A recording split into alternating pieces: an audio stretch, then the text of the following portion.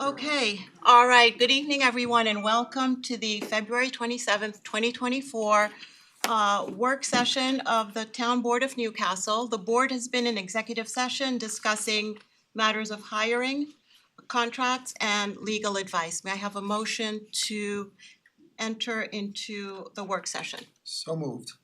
Second. All in favor, please say aye. Aye. Okay. Good evening, everybody. We have a bit of an audience here. We're going to start off the work session by discussing the issue of flags of other nations. We've had, in my experience here on the town board, the raising of two different flags. We've had the raising of the Ukrainian flag and the Israeli flag. I'm not sure if the town board has ever raised other flags of other nations, but I do know that I don't remember if we had a vote on the Ukrainian flag. We certainly had a resolution to support the Ukraine. We had a resolution in support of Israel, but we did not have a vote on the raising of the Israeli flag. And we don't have a policy either. So we're looking at this in that context and not just discussing the Israeli flag, but just the concept of raising the flag of other nations. And just to start us off, since we don't have a policy, I just want to state that we will be looking at a policy going forward. So we're not ready to do that today. We don't have a draft of a policy, but we will be looking into that, pretty soon, either next week or in the next couple of weeks. We'll have a policy to look at. As for the Israeli flag itself, I'll put that in the context of speech, because people have asked us to put up flags or to take down flags, and so what the town board cannot do is create a public forum, because if we take requests for town property, then we open it up as a public forum, and then we would have to take requests from everyone who asks. So the context of all this is that these are town board decisions. We don't want to be in violation of free speech. So, but I can't say that it was a town board decision to raise the flag, although we didn't object, and I think we were glad that we did raise the flag for a time. So it was raised to support Israel after some of the worst atrocities experienced by the Jewish people since the Holocaust. We raised the flag to support Israel, to support our Jewish community, to support the hostages. The Israeli flag went up at the New York State Capitol, the governor's mansion, and in some other local governments and around the country. To us, the Israeli flag has represented our ally, the only democracy in the Middle East. It is a symbol for 7 million Jews, 2 million Christians, Muslims, Druze, Armenians, and other religions, and other ethnicities who live together in peace. It's the home of the only growing Christian community in the Middle East and Muslim sects that are persecuted elsewhere in the Middle East. There are many Arabs, including Arab women in the medical and legal professions. A Muslim judge sits on the Israeli Supreme Court. There are Arab members, and the flag represents all of them. And there are many examples of people of different faiths living in peace in Israel. I'm sure we can have a lot of anecdotes. I'll tell you a personal anecdote of mine. My husband has a cousin in Tel Aviv who is the granddaughter of a Holocaust survivor. She's married to a Palestinian. We visited them 10 years ago. It's a non-issue. A wonderful family, happily living in peace together. That's just one little anecdote. The flags of other nations are not permanent flags. And because the flag was raised without a policy, there was not a timeline set up for it. So it's easy to raise a flag, but it's more difficult to take it down. I think that in the back of some of our minds, we thought the flag would be lowered when hostages would come home. The war is ongoing, and I think it seems to me that the reasons for putting the flag up are still there, but the more time we have when the war is ongoing, the more attenuated those reasons become. So I've had decisions with individual board members here But I think we have to go beyond that, and it's time for us to have a discussion together. I want to say that Ali Kemtov is here with us by Zoom. Ali is quite sick today. And so I want to thank Ali for being here with us because it's important enough. So thank you, Ali, for coming in. I know you're quite ill. So thank you for being here with us. So I wanted to give the opportunity for us to have a discussion here together and to do that in public, to be transparent about it. And since we didn't have a vote, I don't think we'll take a vote, but I would like to try to reach a consensus with the board on this issue. And I would propose that we think of a time frame in which to lower the flag that is, respectful of our intent, and there are other ways to support causes that we personally believe in. It doesn't have to be a flag. And so I'll just open it up and let everyone else speak. So I'll start off by saying I support the flag. I make no qualifications to my support of the flag or to Israel. I make no apologies. That does not mean I support war and pain and hurt. That all being said, there needs to be a finite time where things and people and events have to move on because it is traumatic no matter where you find yourself, no matter whom you support, because if you support humanity, you don't want to see anyone being hurt in any way, shape, or form. I think that the flag needs to come down sooner rather than later, not just as a generalized statement, but as a real concrete time.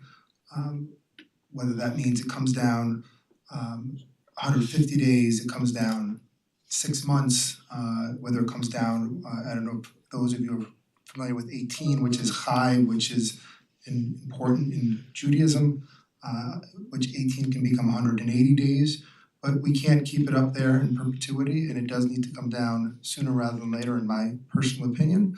And we need a policy because future boards in the community need to understand what can come up or what can't come up and why. And that policy may be going forward that nothing comes up, and that may be the answer. There's a time when trying to bring people together can also bring people apart, and that's not what we want to see happen. So I'm all for supporting moving this proverbial ball forward to take the flag down and define the parameters, if any, going forward, how a flag is raised. Yeah, thank you, Jeremy. Jen, do you want to? Yeah, I'm glad we're having this discussion, so thank you for that. I agree with what you've been saying about why the flag went up and that it showed solidarity with the state of Israel. After October 7th, Israel was the country that was going to find the hostages and pursue their release.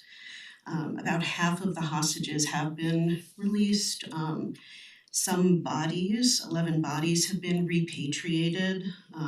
3 hostages were killed by friendly fire. 134 remain. And some will be deceased. We'll find that out. Over the past 5 months since October 7th, also, over 25,000 Gazans have been killed, and that is something that does not escape my attention and my concern. I'm also very aware that there are a lot of emotions around this in our community in several different directions, and I am very inclined to pay attention to what our community is feeling, and to try and bring our community together. So I agree that there comes a time where the flag should come down. I agree with Jeremy on the time frame. I think 180 days or sometime between now and then makes a lot of sense. And my goal is really to try to create healing and discussion and togetherness, and to have community members turn toward each other in love and care, and to hold each other while we have different points of view and different feelings on this. I think we can do all of that as a community, and keep our eyes on what happens in the Middle East and find our ways as individuals and families to support what's going on in the Middle East in the ways that we want to. I mean, I have friends who have visited Israel and have volunteered their services there. People write, people create art, people make donations. There are wonderful ways for us all to support the causes that we believe in. And I hope that our community will continue to do that and hold each other dear. Thank you, Jen. That was very, very nicely said. I appreciate all of that. Holly? Did you want me to go or did you want Ally? We'll get to Ally. Okay. So I thank you, Vicky, for bringing this to a discussion. I think that it's time that we are asking ourselves if now or soon is the right time to lower the Israeli flag. In the immediate aftermath of October 7th, there was no question that our Israeli allies and our Jewish community members needed that type of support. But in the time that has gone on and as the humanitarian crisis has grown, I think that the flag being up in front of Town Hall is dividing our community more than it is supporting every member of our community. And I do think that as a town board member, it's my job to respect and represent everyone in this town and the town itself. So I do support that we identify a respectful time and process to lower the flag, pass it on to its next caretakers, and begin to come back together as a community. I do also look forward to defining a policy so that we're not in the position where we don't have a plan if we choose to raise a flag again. Thank you, Holly. Thank you. Ally? I just want to apologize that I'm not there in person. I have some sort of a virus and I didn't want to get everybody sick. I understand and appreciate all the comments and concerns shared by members of the town board tonight.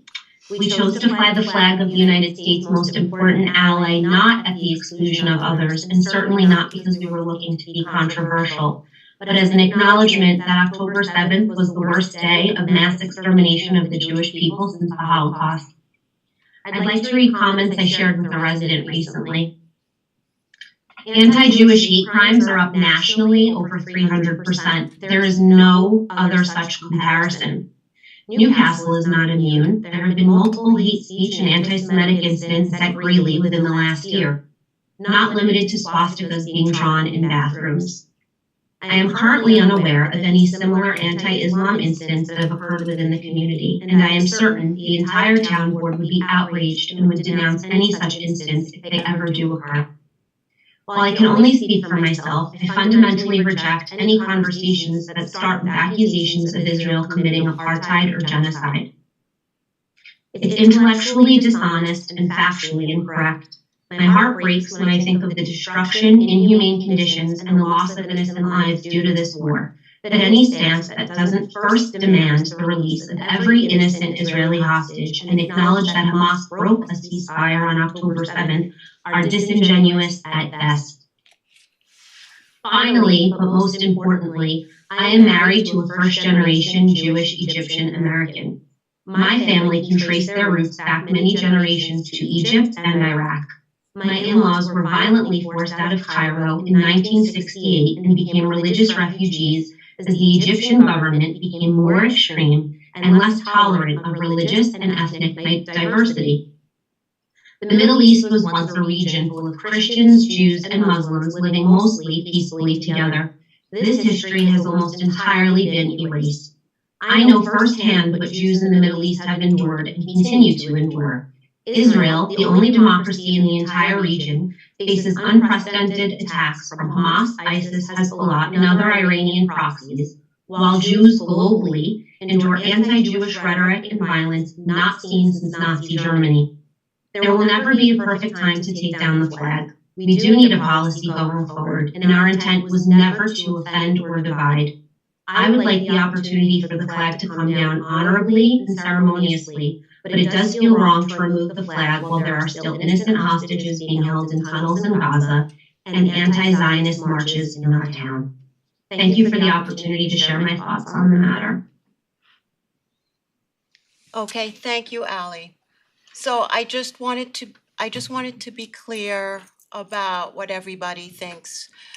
So Ally, I'm not clear whether how you feel about taking down the flag, lowering it, and the thought, and we haven't discussed this, but the thought is to give it to our local rabbis. I and some of us have had discussions with our rabbis from local temples who have been discussing this with us and are willing to take the flag from us. But so Ally, I just wanted to be clear, are you agreeing with a consensus of about 180 days for lowering of the flag? I'm open to considering a variety of options, yes. It feels wrong to me. I would like to keep it up till all of the hostages come home. I know that that's not the consensus view, and Okay. I'm working with everybody on the town board, and I'm open to comments, but that's just my personal view. Okay, yeah, and that's fair. We're all here with personal views, and that's, we want to hear that. And I wish that we could all know when the hostages will come home. And I don't want to say what could or couldn't happen. We have no way to know when that would be. So we're not taking a vote. We're not putting a date on the calendar, but there's a consensus, at least among 4 of us, perhaps 5, that 180 days sounds like a good time. From October 7th. Yes, from October 7th. I just want to be clear that this is a town board decision. That's why I talked about a public forum, creating a public forum before. It's a town board decision. And I know that people will have all kinds of opinions about whether to take it down or not, when to do it or not. But from our perspective, I'm hearing that 180 days is the right time. It's a very difficult decision because the hostages aren't home. I hear you, Ally. There's something really difficult about it. I would say that there are ways to show support for the hostages that are not necessarily shown by flying the flag. The flag could mean so many things to so many people. So I would like to show support for the hostages, but it doesn't have to be with the flying of the flag. That's just my opinion. But it looks to me like we are deciding without taking a formal vote. There was no vote before, but we don't need to do that. We will look to lowering the flag at around the 180-day mark.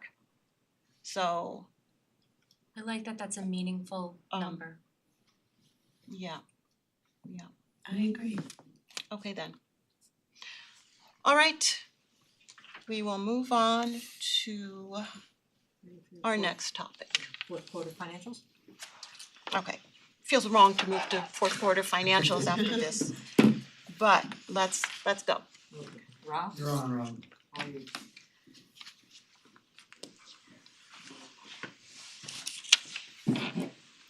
All right, good evening Supervisor Tip and board members and probably the biggest crowd I've ever had.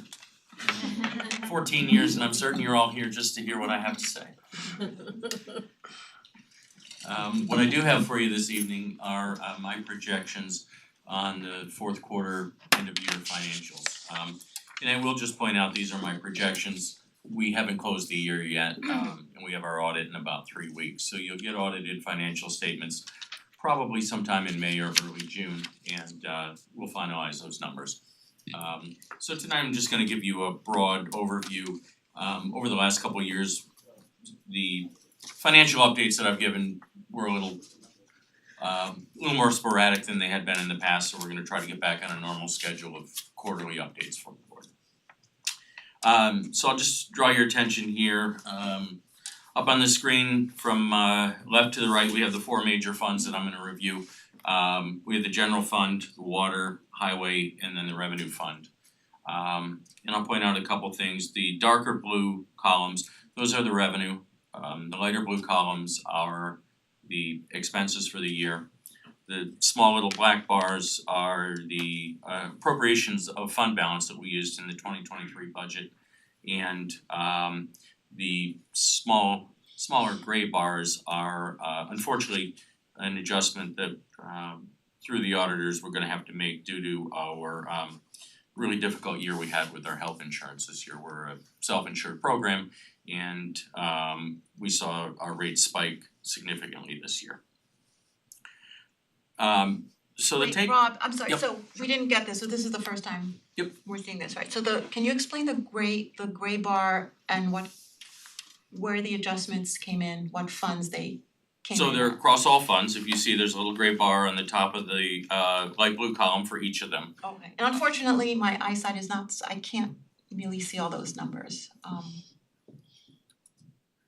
Okay, So I mean, that- I can read every number off to you, but typically that puts people to sleep. No, the bar, I was just trying to give you a I can visual. see the general with the visuals, I just wanted to know where the adjustment came from. Okay, so I'll go through a little bit of that. What funds did you take the money out of? All of them, all of them.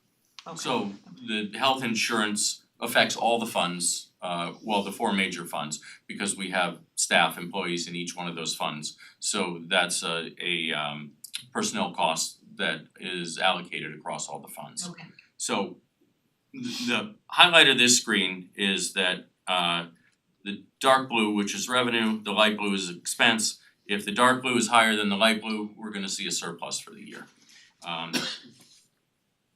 In the general fund, we've got, you see the dark blue is higher than the light blue, it's by about $1.8 million. And I'll go through a couple of the drivers for that, but that lets us know we're in a pretty good position. The $850,000, the little black bar, that's the fund balance that we allocated during the budget process. So this just lets us know we're actually not gonna need to dip into any of that fund balance. Dark blue is higher than the light blue, so revenue is higher than the expenses. The other fund where we see that is the highway fund, that's the third series of columns over. And that's about $300,000, about $340,000. We're projecting to add to fund balance there. Going over to the second column, that's the water fund. We are slightly overspent in the water fund, expenses over revenue. But that's where we have the fund balance that kicks in. You see the little black bar, so we're still underneath. All of our expenses are still underneath that column, and ultimately we'll end up taking less than the $625,000 that we had allocated. And the far right column, the revenue, similar story there. And these were shortfalls that we were aware that we had. We were funding operating expenses through allocations of fund balance. We did it in '23, we've also done it with the '24 budget. So basically, the gist of this screen is that we're on pace. All of our, all four of these funds are operating at or above where we were expecting for the year.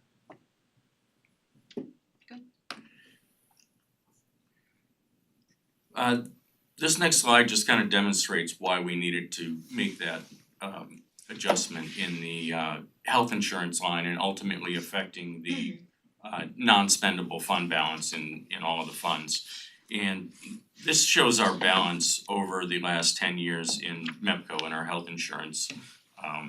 And within the consortium, each municipality has their own operating fund in that. And you see dating back to like 2021, we had a significant balance in there.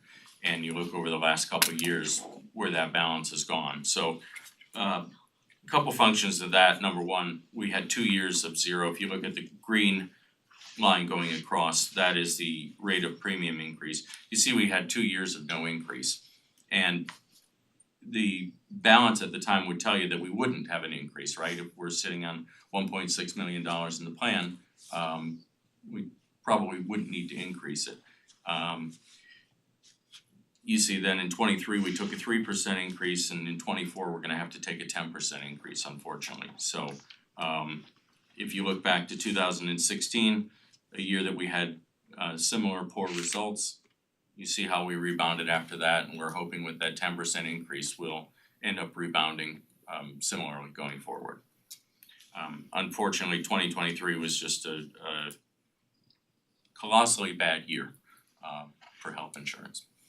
Rob, what drives the balance? Is it what we have to pay out, the market, combination of both? Yeah, so our health insurance, quick primer, within MEPCO, there's I think 9 entities in MEPCO right now. We're kind of pooled together for kind of economies of scale for our rates, et cetera.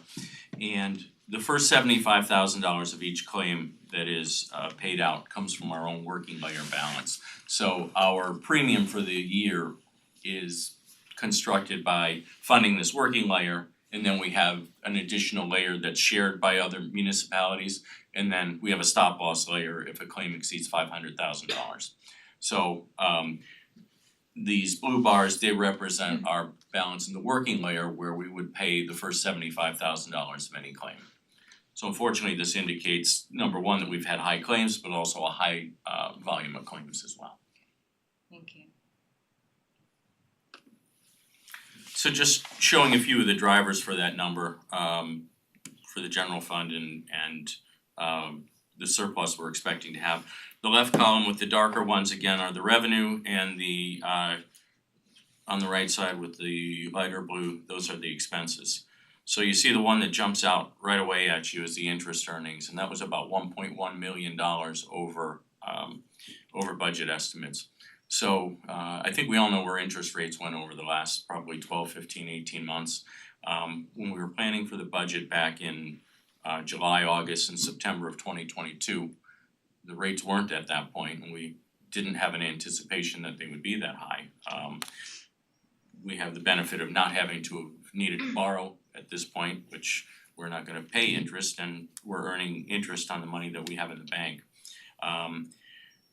One kind of perfect storm from a positive standpoint is in 2022, we had surpluses of close to $7 million that added money into our bank account, and part of that, a large part of that was the sale of a piece of town-owned property for I think it was about $5.4 million, so that made up a significant part of that surplus. But with all that money sitting in the bank and interest rates going through the roof, interest income was much higher than we expected.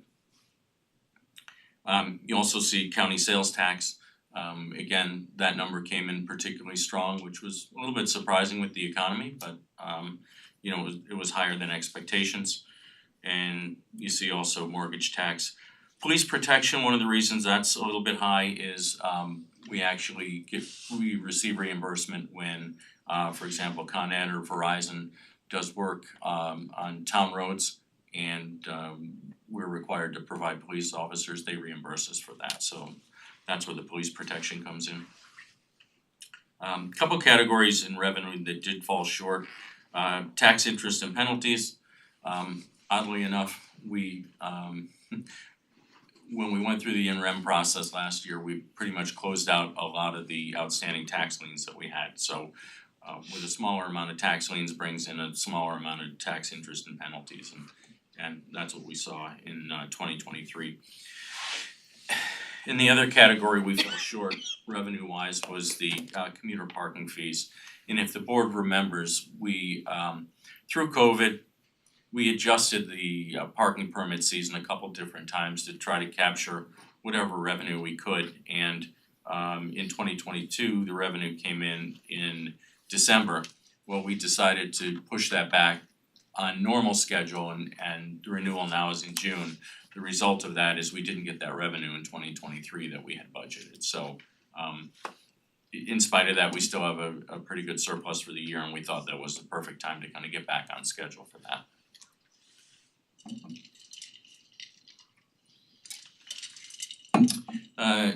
Couple of line items that were over on the expense side that we exceeded expectations. Police salaries, if you'll remember in 2023, police salaries and town hall salaries, we settled both contracts in 2023. So those both come with the settlement of prior year's retroactive payments.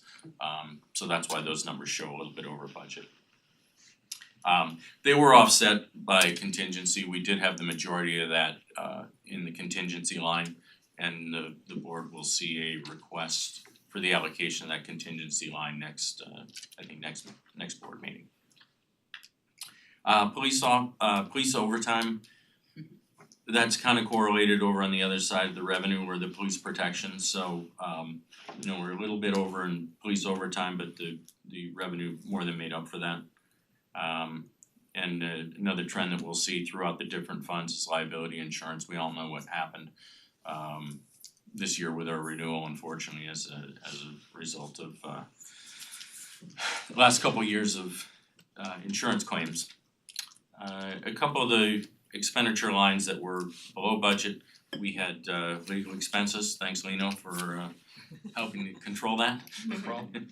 And property tax refunds were lower. So that's a number. We typically leave $100,000 in that line. That's often hard to predict. I work with the assessor to kind of pinpoint that, but it's very hard from year to year to understand. We did add a little bit this year because we have a couple tax certs that we're about to settle. And we don't have a separate fund for, not like, I'm used We to this, don't, I'm used to not the like the school school board, district. yeah, You're- so you're this is correct. different for me, so Yes, so yeah, it's there are no reserve funds that we have to justify and no, that's correct. estimate what the future tax certs would be. Yeah. But it's a good exercise to do that kind of estimation. It is, and I work with Josh on that, and that's why the 2024 budget was increased to reflect a couple of certs that we knew were outstanding and that we expect to come in 2024. Right. School district is a little more restrictive with their fund balance, so your general fund balance is, you have a limit on that, towns don't. But school districts are also allowed to reserve some funds and towns are not able to do that, so those just kind of reside in the general fund balance. Just showing the fund balance and kind of where I'm projecting it to go once we release the financials in May. So you see to the far left on this, we're about 18.2 million, that's in the unassigned fund balance, which is basically unencumbered, unrestricted. The board is able to use those funds as they need for rainy day funds, whatever they choose to do. When financial statements were released in May, when the financial statements were released last May, we had 18.2 in the unassigned fund balance. If the board remembers, towards the end of 2023, we approved approximately $2.5 million of transfers out of fund balance to fund quite a few capital projects that we had originally anticipated borrowing money for, but because we had such a strong fund balance, we were able to actually fund them with our fund balance as opposed to going out and borrowing money and then incurring debt service over the next 20 or 30 years. So that brought the fund balance down a little bit. We did appropriate $1.3 million in fund balance. That was up from $800,000 in '23.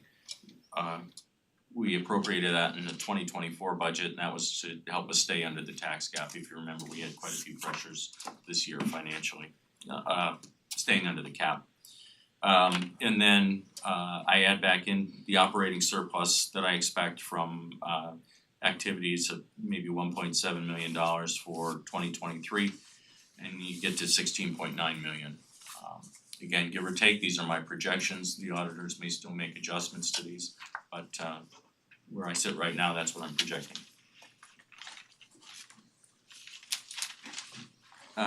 Showing now the highway fund, again, left side revenue. We got reimbursements of about $288,000 for FEMA.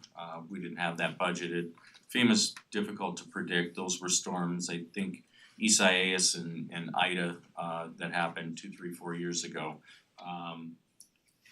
FEMA's pretty good about reimbursing us, but it does take a while and it's difficult to budget what year that might come in, so we did see that in '23. State aid that we got, CHIPS, there's 4 different categories for road paving. They actually added a 4th category in '24, and we saw $159,000 more than we were expecting. And dividend earnings, that was the tail end of our prior workers' compensation policy that we had until we switched carriers. That was just a remainder of the dividend that we received in '23. You see over on the expense side, the road paving that increased $118,000. Typically, what we do when we get the state aid number for CHIPS, when if it does come in more than we expected, we put that money back into our road paving. So we paved about I think $1.5 million in this past year in road paving, and that was up. You know, we talk about this every year, but and Jeremy, now you're the longest tenured board member, and you probably remember when you came on the board and we were paving roads in the 200,000-400,000, and now we're up to about $1.5 million. So we've been able to put that back into the infrastructure for the town. Hopefully the governor will put that back, the amount back. And you know, she's saying that there's no decrease in CHIPS, but I think the amount that she's put in is less than the legislature put back last year, so we have a decrease in CHIPS funding. And I just hope that they put it back to at least the same level. Yeah, I would like to see that for sure. As I mentioned in the prior slide, with the general fund, the highway fund salaries were increased. Again, that was a result of a couple of years of retroactive pay. Vehicle maintenance and repair was up a little bit. Road maintenance materials down a little bit. One of the really positive numbers variance-wise on the expense side was snow removal overtime. And I don't have to knock on wood because talking about '23 numbers, and we didn't have a heck of a lot of snowstorms in '23, so our snow removal overtime was about $124,000 below budget, and closely related to that was the salt budget, and we were about $46,000 under budget there.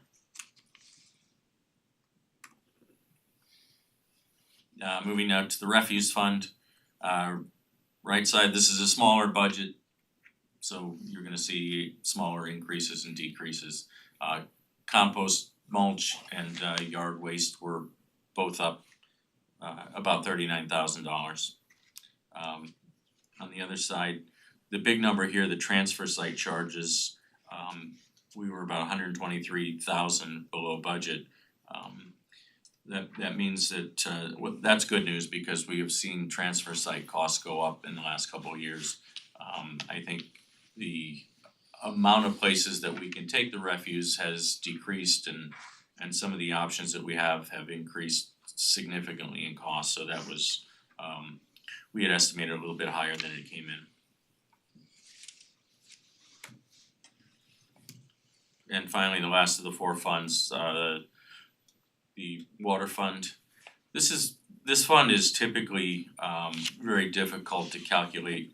It's based very heavily on the weather, and when we see a lot of rain over the summer, we use a lot less water, and conversely, when it's dry, we use a lot more water. And you'll see when we use less water, obviously we sell less water, and the expense side, it costs less too. We're buying less from New York City, we're buying fewer chemicals, it's less electricity to treat it. So starting all the way to the left, interest earnings, again, this will be across all funds, but the water fund has about $6 million in fund balance, so we did see a positive variance there in the interest earnings, about $159,000. Water sales, not exactly sure why, but for IBM we're up about $135,000. And you see that sale of taps, $64,000. Those are all the water taps that were put in over at Toll Brothers, Chappaqua Crossing.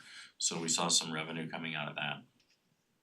On the flip side, on the revenue side, overall water sales, you see Pleasantville, which is our partner in the water treatment plant, and just general metered sales were down quite a bit last summer. It was pretty wet summer. And on the other side, you see the first couple of the variable cost of water for Pleasantville, the excess per capita cost. That's all costs that we pay to New York City for the purchase of the raw water. All those numbers were down, which is indicative of the decreased usage. Some of the increases we saw, just like all the other funds, salaries were increased due to the contract settlement. Pleasantville refund, that is where once we audit the figures for each year, Pleasantville has a share of the expenses, and once we net out what their expenses were from their revenues, if they have any surplus, we have to give that back to them, so that's what that number is. And you also see, just like some of the other funds, liability insurance is up as well. Now, I just wanna say we have tremendous expenses with the Millwood water treatment plant. I mean, absolutely tremendous, so it's not really reflected here. No, the total And it budget looks for like- water treatment's about $9 million, so annually, so yeah, to say we're off 300,000 here or there, it's not a huge part of the budget, I mean. Just showing the fund balance now and the projections for fund balance for the other three funds. I showed you the general fund before. The left side is 2022 fund balance, the right side of the pair is a 2023 projection. So you see the water fund down just a little bit. That would be projected because we did appropriate fund balance in the operating budget and the refuse fund as well. And then you do see in the middle, we do have an increase in the highway fund balance due to the surplus there. So overall, we're in pretty good shape. Last slide I'm gonna show you is just to kind of give you an idea of what I do and how I'm watching the town's money. This is my cash flow analysis, my projection for the beginning of the year. So it's where I'm basically taking all the revenue sources, all the cash coming in, all the cash going out, and just kind of monitor that. The town's in a pretty good cash situation. We have been for the last several years, so it's not dire that this is to the penny. It's pretty close, but I do kind of monitor the highs and the lows, and if you look, March projected, that's some of the lower cash on hand during the year. That's right before we start town tax collections. At that point, I have made the school districts whole with all the money that I have collected from them. So that gets down to some of the lowest, and you look in like January, April, September, where we collect taxes and I distribute that back out the next month to the school district. So we have a higher balance of cash on hand at that point in time. But this is just an exercise. I update this every quarter and just kind of review where we are. But town is in a pretty strong cash position. Okay, thank you very much, Rob. Can we have a copy Sure, of this absolutely. presentation? Because it's a little bit hard to see here, so we might have questions at the next Sure. meeting for you. But this was very helpful. We do have a very strong fund balance, but I just have to temper that by saying we were so close to the tax cap. Yep. And we have a lot of expenses that might not be reflected Sure. by this sort of presentation, and to do anything like housing in the Chappaqua Hamlet or housing in Millwood, that costs millions of dollars of sewer work that we absolutely don't have. So I don't wanna leave the impression that we are flush with cash. We are very tight. I mean, we barely made it to the tax cap, and there's so much that we need to be doing, we ought to be doing that we cannot. Sure, so what's happened, this is my 14th year as comptroller, and when I took over, the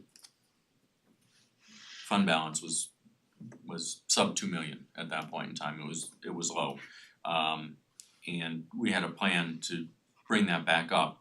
And once we got back up to 2018, we use that fund balance, allocations of that fund balance to pay for infrastructure improvements, capital projects. That was the plan this time around too. As the fund balance started to peak, we had planned to borrow money and then use some of the fund balance to pay down the debt service. Well, what we did at the end of last year is we funded the projects directly rather than borrow the money for them. You will see some other projects this year that we have the same intention, to draw down some more of the fund balance and to fund some more capital projects, more infrastructure for the town. It's stuff that people can't see. We have very old water mains that Yeah, are breaking down, so unfortunately, there are a that's lot not of sexy, expenses. but that's A lot of expenses going forward which aren't reflected in these presentations, but it's important to note that they're out there. But thank you so much, Rob. It's important to have quarterly reports. It's, it's transparent and we're responsible for oversight of these funds. So thank you very much. And to the whole staff, I mean, a lot of people work on the budget. So we're very appreciative. Thank you. Rob, just really quickly, extremely briefly, just so people understand, if you have an extra, we'll call it excess, surplus in one fund, is it fungible? Because money is fungible, but you take one fund to the other, so I think the board knows the answer, but can you just explain very Sure. briefly about how they're allocated and how you can use it? Yeah, that's a good point that Jeremy makes, that no, unfortunately, in government accounting, fund accounting, money stays in a particular fund. So when I have a surplus in, I use the example, if I have a surplus in the water fund, can't buy a police car out of it. Police car's gotta be paid for out of the general fund. Water expenses stay with the water fund, refuse, et cetera, highway. So no, that is not interchangeable back and forth. Okay, thanks, Rob. Thank you. I just want to, 1 minute before we get to I just want to acknowledge our audience. I know you're here probably to make a public comment, and I just want to let you know that we are in our work session right now. I know this is very lengthy, and I apologize. And during work session, we don't take public comment, but we will have public comment when we get to the town board meeting. So that's just the way it works, and I just wanted to acknowledge that you're here and waiting. So sorry, this is our meeting, and it's the work that we need to do for the town. Okay, so let's go on to changes to no, we are at modifications to the assembly permit. Okay, so Lino, I will let you take the lead and go through the modifications that have been suggested and Sure, thank you, Supervisor, members of the board. So yes, what you have this evening is a discussion item regarding amendments to chapter 92, which is the chapter entitled Parades and Demonstrations. So what we've done is you in your earlier code, or what's on the books now, there is an insurance requirement, but it's only if the entity it maintains one in its ordinary course of business. What we did was we proposed a draft that changes that provision to provide that for any type of assembly of 50 people or more, that they're required to submit proof of insurance showing the town of Newcastle as an additional insurer. So that is a change to subsection D of chapter 92-3. And the last thing that we did is a fee section, subsection F of that code. We put in a fee scale, a fee $500 for the cover services that are rendered by the town DPW for work that's conducted after an assisted event. So that would be considered a charge. That would be charged in addition to the insurance would be that fee to cover for cost of cleanup for an event. Again, that would be part of the fee schedule, and then we have to discuss how you want to do that, if it's going to be just a DPW charge or any other fee, but that's the proposed DPW fee. And that's really the extent of the modifications. okay, that are thank you, proposed. Lino. So these were modifications that were suggested to us based on expenses that the town incurs. We did have an insurance provision. We do have one currently in the code, You do, right. and so that's not new. What's new is that it applies to everyone instead of certain people. Right, the provision that's on the books now only applies to entities that maintain an insurance policy in their ordinary course of business. So we took that out and just said if it's an assembly of 50 or more, you're required to obtain a certificate of insurance naming so we took out the ordinary course of business requirement and just put an amount with respect to the parade. So if it's 50 or more, you have to provide insurance. Okay. And can you tell us how typical this is? So you're allowed to have insurance, you're allowed to ask for insurance, it's permitted. Basically, the state has legitimate interest in essence protecting itself from liability from injuries associated with organized events. So you are allowed to provide for an insurance requirement in your code and that's permitted. And it's been upheld by the courts. Okay. And Jill, you did do a preliminary look into what that would mean for people who don't carry insurance but are looking to hold an event for a few hours, and so what does that mean exactly for So I people? actually just went online and did, let's say, a parade permit. I did it a full day. If you were doing a walk or something like that, it would only be a couple hours. But for the full day, one of the insurance companies of insured ended up at $330.88 for the day. Another one ended up at $272. It's probably about the range. If you're doing it for less than a day, it would be less than that. Okay, I mean, I have to assume that cost doesn't go down proportionally, but let's say it's $272 for the day, if it's for a couple of hours, then Right.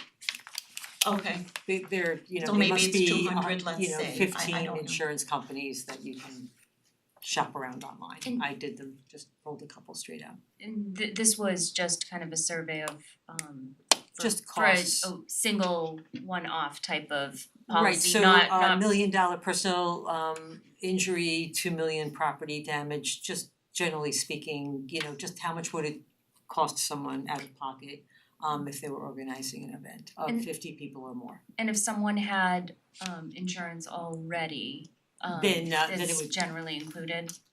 That would be covered under their insurance Yeah. policy. And that's currently what's in the code, Right. They do that. Okay, and the DPW fee of $500, and how common is that? That you see a fee that's associated with the cost of cleanup or the cost of services and that type of event.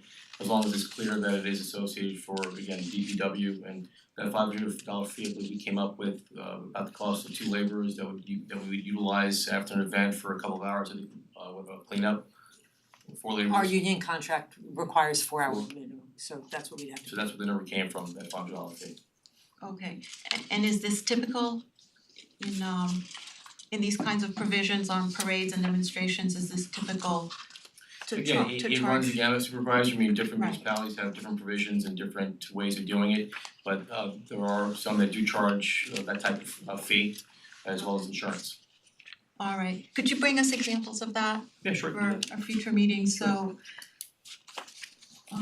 let's see, does anyone else have any other questions regarding this? No? Okay.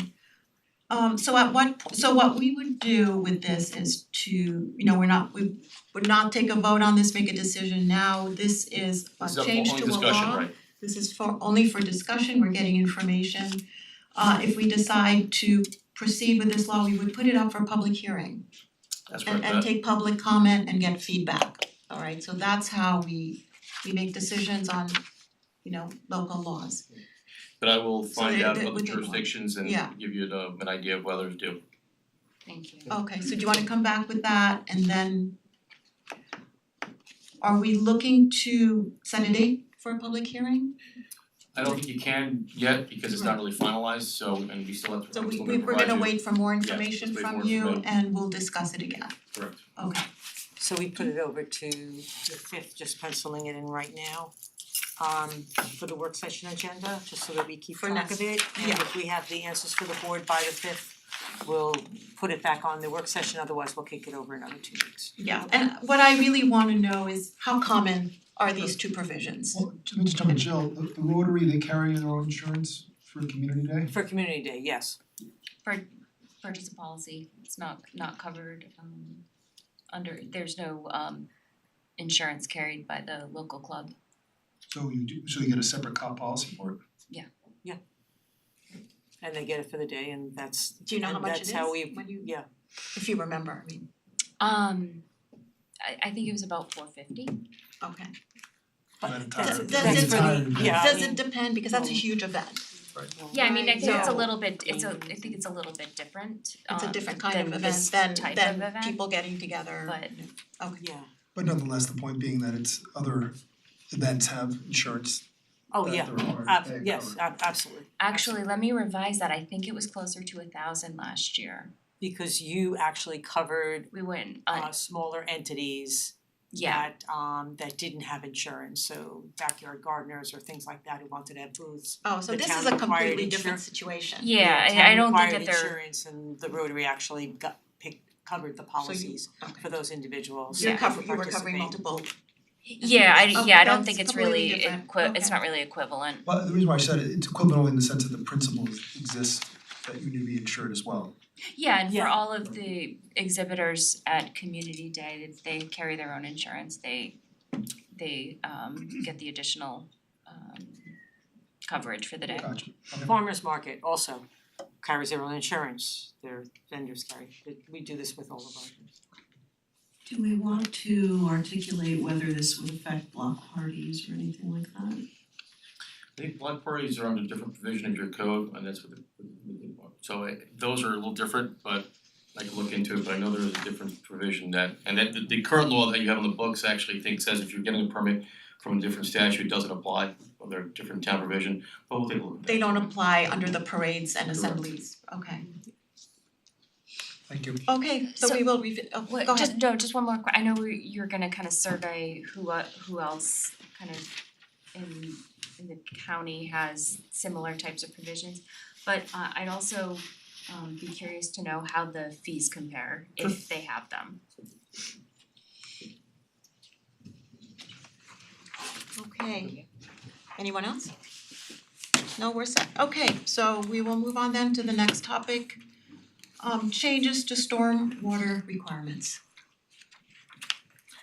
Well, up again, so. Okay, go. And I- Yep, and we've got Bob Cioli, our Bob town Cioli's on there. engineer, on Zoom. Who's been Hi, doing Bob. good reading.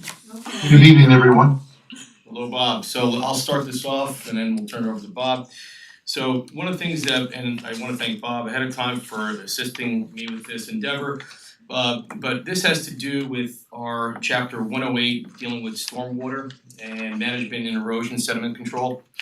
So one of the things when I started here was a discussion now, stormwater is a very big to-do here in Newcastle with respect to development. So the current metrics that we had in our code, one of the things that I kept hearing was it wasn't enough in terms of mitigation, cause again, the trigger in order to do whether it was stormwater management plan, was greater than 1,000 square feet of new impervious surface area. That's pavement, driveway, new impervious area. So what we did was we kind of looked at the zone districts and changed the metrics. So we lowered the threshold, which now requires you to have some type of stormwater mitigation measure. And just to give you an example, so we did it by district. So in a residential quarter acre, the R 1/4 A district, the creation of greater than 250 new square feet of impervious area would trigger some type of stormwater management. And we kind of did that, and we did for like 500 square feet in the half acre district, 1,000 square feet in a 1 acre district. So there's a scale that requires you to come in and prepare a plan. So that's what the amendments are, pretty much from a high level of the chapter 108A6. We basically changed the definition of land development activity to include those new metrics. So Bob, I don't know if you want to add anything to that? No, I think it's a good thing to do. I mean, just to give the board a little historical information on this code. It came in 2007, and back then, based on the models that DEC had prepared for all the municipalities in the MS4s, they used the number of 1,000, I believe 500 square feet.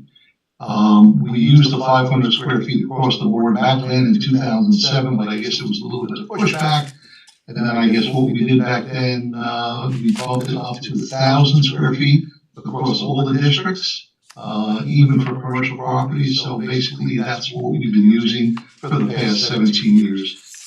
Now we've seen some issues and concerns and problems with some of the smaller parcels of property where people have put in new impervious areas, but it doesn't seem to trip the wires, because sometimes 1,000 square feet was a bit too much, and they would be under the wires, so it did create some downstream issues, neighbor to neighbor during some construction items, especially in the quarter acre lots, which is about 13,000 square feet. So that's the reasoning and the logic behind breaking it up in the quarter, half acre, 1 acre, and 2 acre, and it's still applicable to the commercial district. I believe that's still 1,000 square feet. And just wanna add too, there's also a look back as well. So what we did was, we amended that chapter under the enforcement and penalties, that the town may go back and look back at a period of 3 years on any new building permit to determine if any of the land development activity is in compliance with the provisions of the chapter. So that way people aren't going in and doing this, like segmenting it, right? So they're building up impervious surface and they're doing it in a way to avoid the intent of this chapter, and they're doing it kind of like piecemeal. So what this does, and it allows the building department and Bob to go in and look, well, if you're now doing things and it's exceeding that, we have a 3-year look back to go and make sure that is addressed.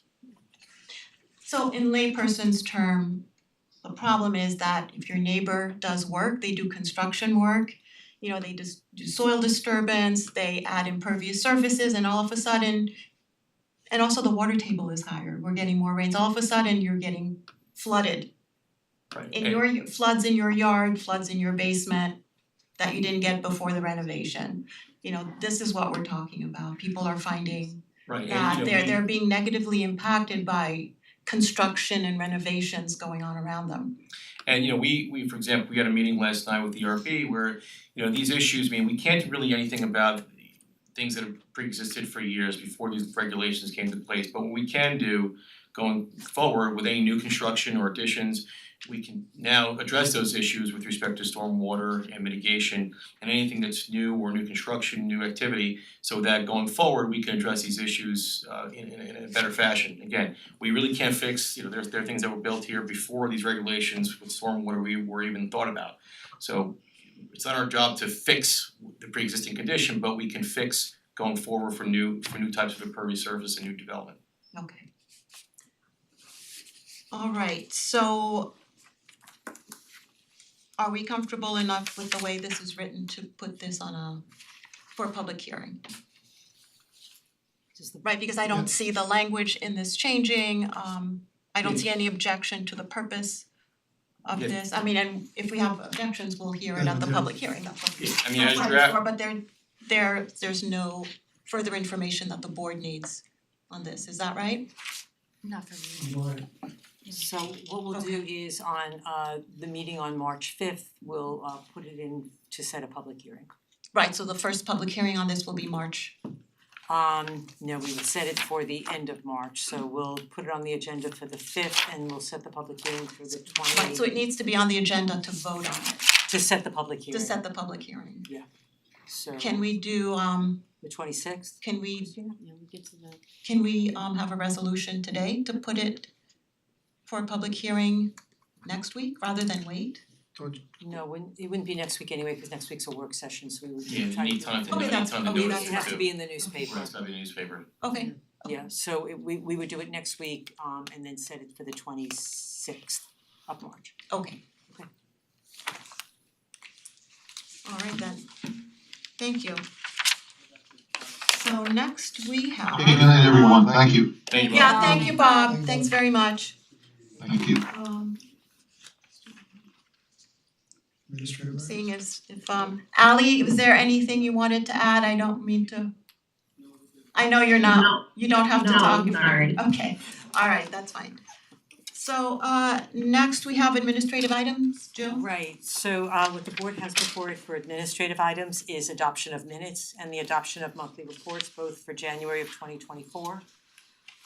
Authorization to extend the senior nutrition program contract, that's with Hubbard's Cupboards, it's our current provider of meals for our homebound seniors. Next is authorization to approve the agreement for OpenGov. This is a 3-year agreement, $6,500 annually. It's Rob's transparency portal for his finances that we've been very happy with. Next is authorization to declare surplus and auction vehicles and equipment. Specifically, our DPW 2012 Chevy Colorado is going out to be surplused and we'll be able to sell it at auction. Next is our authorization to award the RFP. This is for the Byram Lake Road culvert replacement and it's for Manganero at $216,280. As was mentioned to the board previously, we had estimates of in excess of $500,000, so we really did well going out to bid. The next two are the authorizations to establish capital projects and budget. One is for the Chapac parking lot and drainage improvement project of $622,000. The next is authorization to establish the capital project and budget for the Amsterdam Carriage House. That's for the electric heat and air conditioning project and it's $35,000. We got a grant for Yes, that. a grant is That's- going to be, yeah. yes, part of a grant is gonna be covering that, a CREST grant, yes. And last but not least, we were notified that we had a sinkhole on a street in Indian Hill. And as it turns out, the drainage pipe that ran underneath the road collapsed. When we have expenditures of over $10,000, we always let the board know about it. And the authorization to purchase this drainage pipe, it's $11,175 for the pipe. And so DPW will be out there in the spring and doing one of the repair projects. We also have a couple of proposed actions from the board, payment of claims, for checks dated February 28th. The authorization to approve change order number 1, Case Nexus, not to exceed $15,000, and authorization to award legal services as a result of our RFP. Okay, thank you, Okay. Jill. Any questions And, on any of those? Anyone? Okay, that ends the work session. May I have a motion to close out the work session and open the town board meeting? So moved. Second. All in favor? Aye. Aye, okay, the town board meeting is now in session. I will go very quickly. Announcements, Jill, any announcements, any town administrators? No, I'll have it for the e-newsletter tomorrow. Okay, good. Supervisors report, I just wanna say very quickly that Holly and Jen and I attended an Association of Towns annual meeting and training in February. It lasted from February 18th to the 21st. I don't think town board members have gone to these trainings, at least not in a very long time. So I think these are very good sessions to attend, especially for new board members. And you know, we get a chance to learn about different trends in town government. We meet with other town officials and, you know, get a perspective on what else is going on and how they do business. And it's very useful to have professional development in what we do. And so I found it very edifying and educational, and I'm glad that we went. We heard from Tom DiNapoli, Chuck Schumer, and Letitia James. That was really great. We had sessions on the state budget, on fiscal oversight, on climate issues, on site plan and zoning issues. And so I appreciate everyone taking the time to go, and I thank the town for supporting educational opportunities. It's important for town board members to be educated on what we do here. Do you want to say anything about the session or very quickly? I just appreciated going. I felt like I learned a lot, and hearing experts ask questions is very informative. So I did a lot of listening and it was really good. Okay. Yeah, I mean, I was grateful for the opportunity to go. There were a nice variety of learning opportunities and that we got to take advantage of, and really look forward to getting to put those to use on a weekly basis, if not more often. Okay, and to those who didn't go, I just wanna recognize that people have full-time jobs. And that for us, you know, it's somewhat of a privilege to be able to just go to these things and take time off and do that, so I just wanna acknowledge that it's not, you know, for lack of not wanting to go. People do have it's getting harder and harder to be in these positions and have a full-time job. I think you're supposed to be able to do that, but I think the realities are not quite that. So we thank those who do have full-time jobs who are working with us as well, so there. Okay, so now we are at public comment. For anyone putting a public comment, I'm not sure that we have enough people here. Jill, do we want people to write their names and as they come up, we didn't set that up, is that right? I didn't get the card, like. Okay, so we don't need to do, Grab it. do we need to do that? I guess we show hands, see how Yeah. many people in space. But maybe we can just start off with. Okay, that's fine. Okay, we'll start. So anyone with a public comment can come up to the microphone, please identify yourself. And please tell us your place of residence, please state your address, the town you live in, and your name. Do you wanna just clarify though that we do have two public hearings and if someone's here to comment on those, they That's a good point, thank you, Holly. Yeah, we have public hearings on local law for senior exemptions and for senior exemptions and persons with disabilities and limited incomes exemptions and a local law regarding senior refuse exemptions. So this is not the public comment for those local laws, this is a general public hearing. Okay, so for people who are up and are not, first, I just didn't wanna waste to hold you up. So please go and sign in to Really the card. It's fine, You know, you can start, why don't you start, it's just that we just wanna keep track of everyone, we can keep track of What's your name? you're one person. Hi, my name is this on or? Is the mic on? No, It's not on. Carrie? Well, it won't be Carrie. Freedom? check.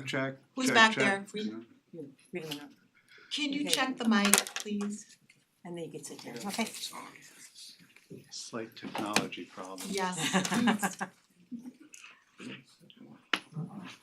He can still talk. Well, It's can he gonna be pick up. heard? Yeah. Can they hear me? It's in the ceiling. Oh, okay. Yes. Alright, then why is that there? That's confusing. Let's do the mic drop at the end. That's it. Hi, my name is Jeff Gugick. I've lived here in Chappaqua since '08. I live at 20 North Place in Hillholm.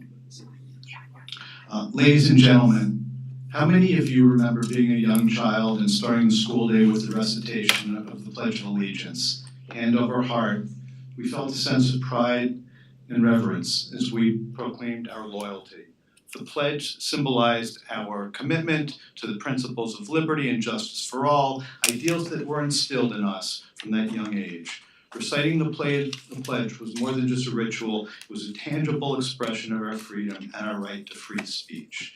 In a world where such freedoms are not guaranteed to all, it served as a reminder of the privileges we enjoyed as citizens of a democratic society. I stand before you to defend one of the inalienable rights enshrined in both the US Constitution and our state constitution, the right to free assembly.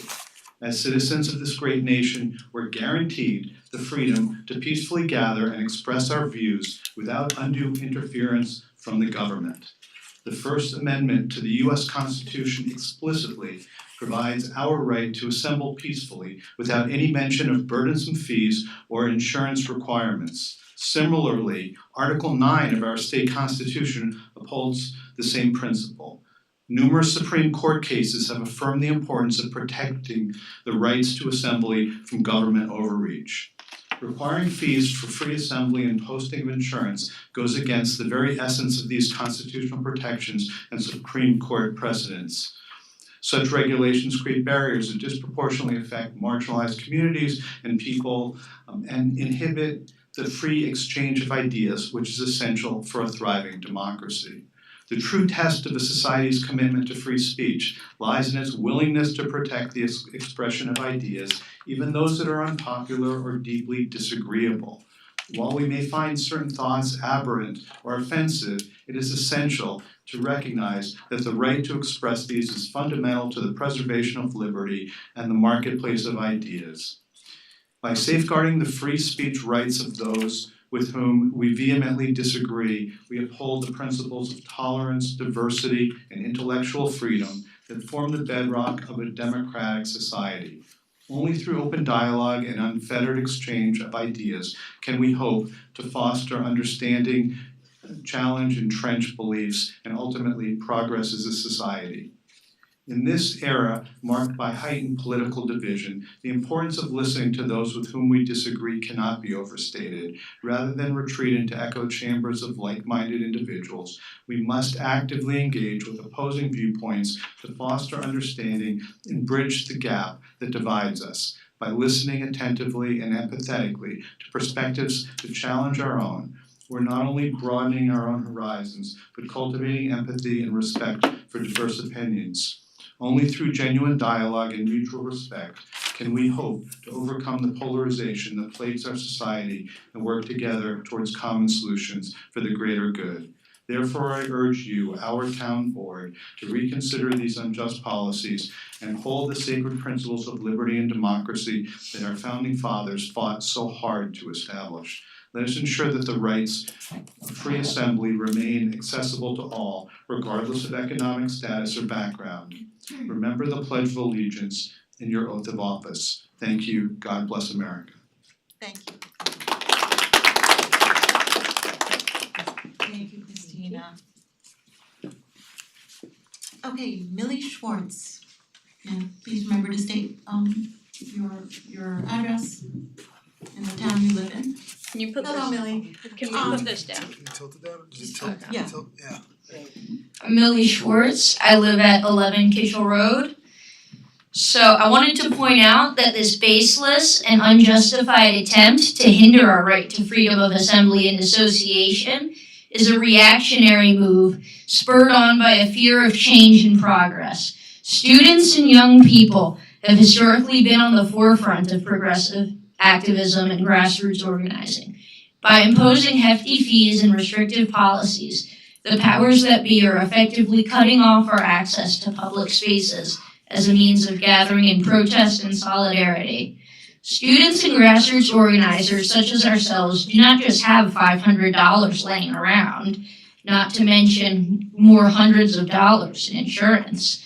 These material and monetary circumstances that are being imposed upon us, just upon common people, organizers like everyone here, who just want to gather and associate in freedom in public, they're being imposed upon us to make the basic and alienable right of freedom of assembly virtually inaccessible to all of us. Without access to these spaces as a means of fighting for change, all social and political progress in our town would be brought to a standstill. The spirit of freedom of expression that drives us forward would all but be halted in its tracks. Furthermore, I sincerely worry that this act will be unfairly enforced by our town leaders. Vicky Tipp has clearly displayed her well-documented attempts at blocking our permit for the ceasefire rally.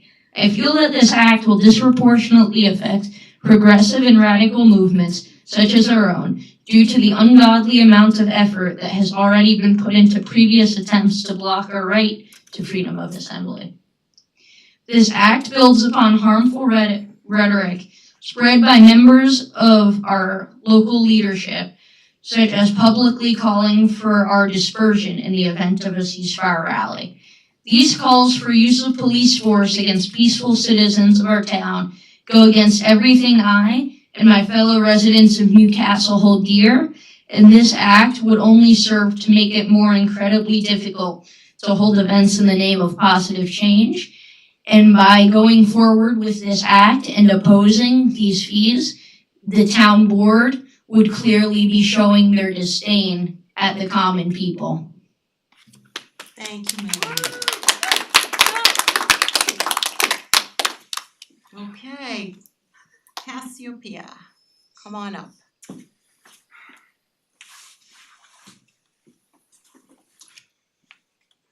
I'm here today to defend something that I hoped that I would never have to defend, my freedom of speech. Newcastle Town Board, you have drafted a new amendment to the town code regarding protests. This amendment would require a $500 fee to hold a protest and a special insurance policy that costs, as you said, around $300 for the day. The current protest permit has a filing cost of $25. So the cost of free speech before and after the amendment goes from $25 to over $800. I mean, talk about inflation.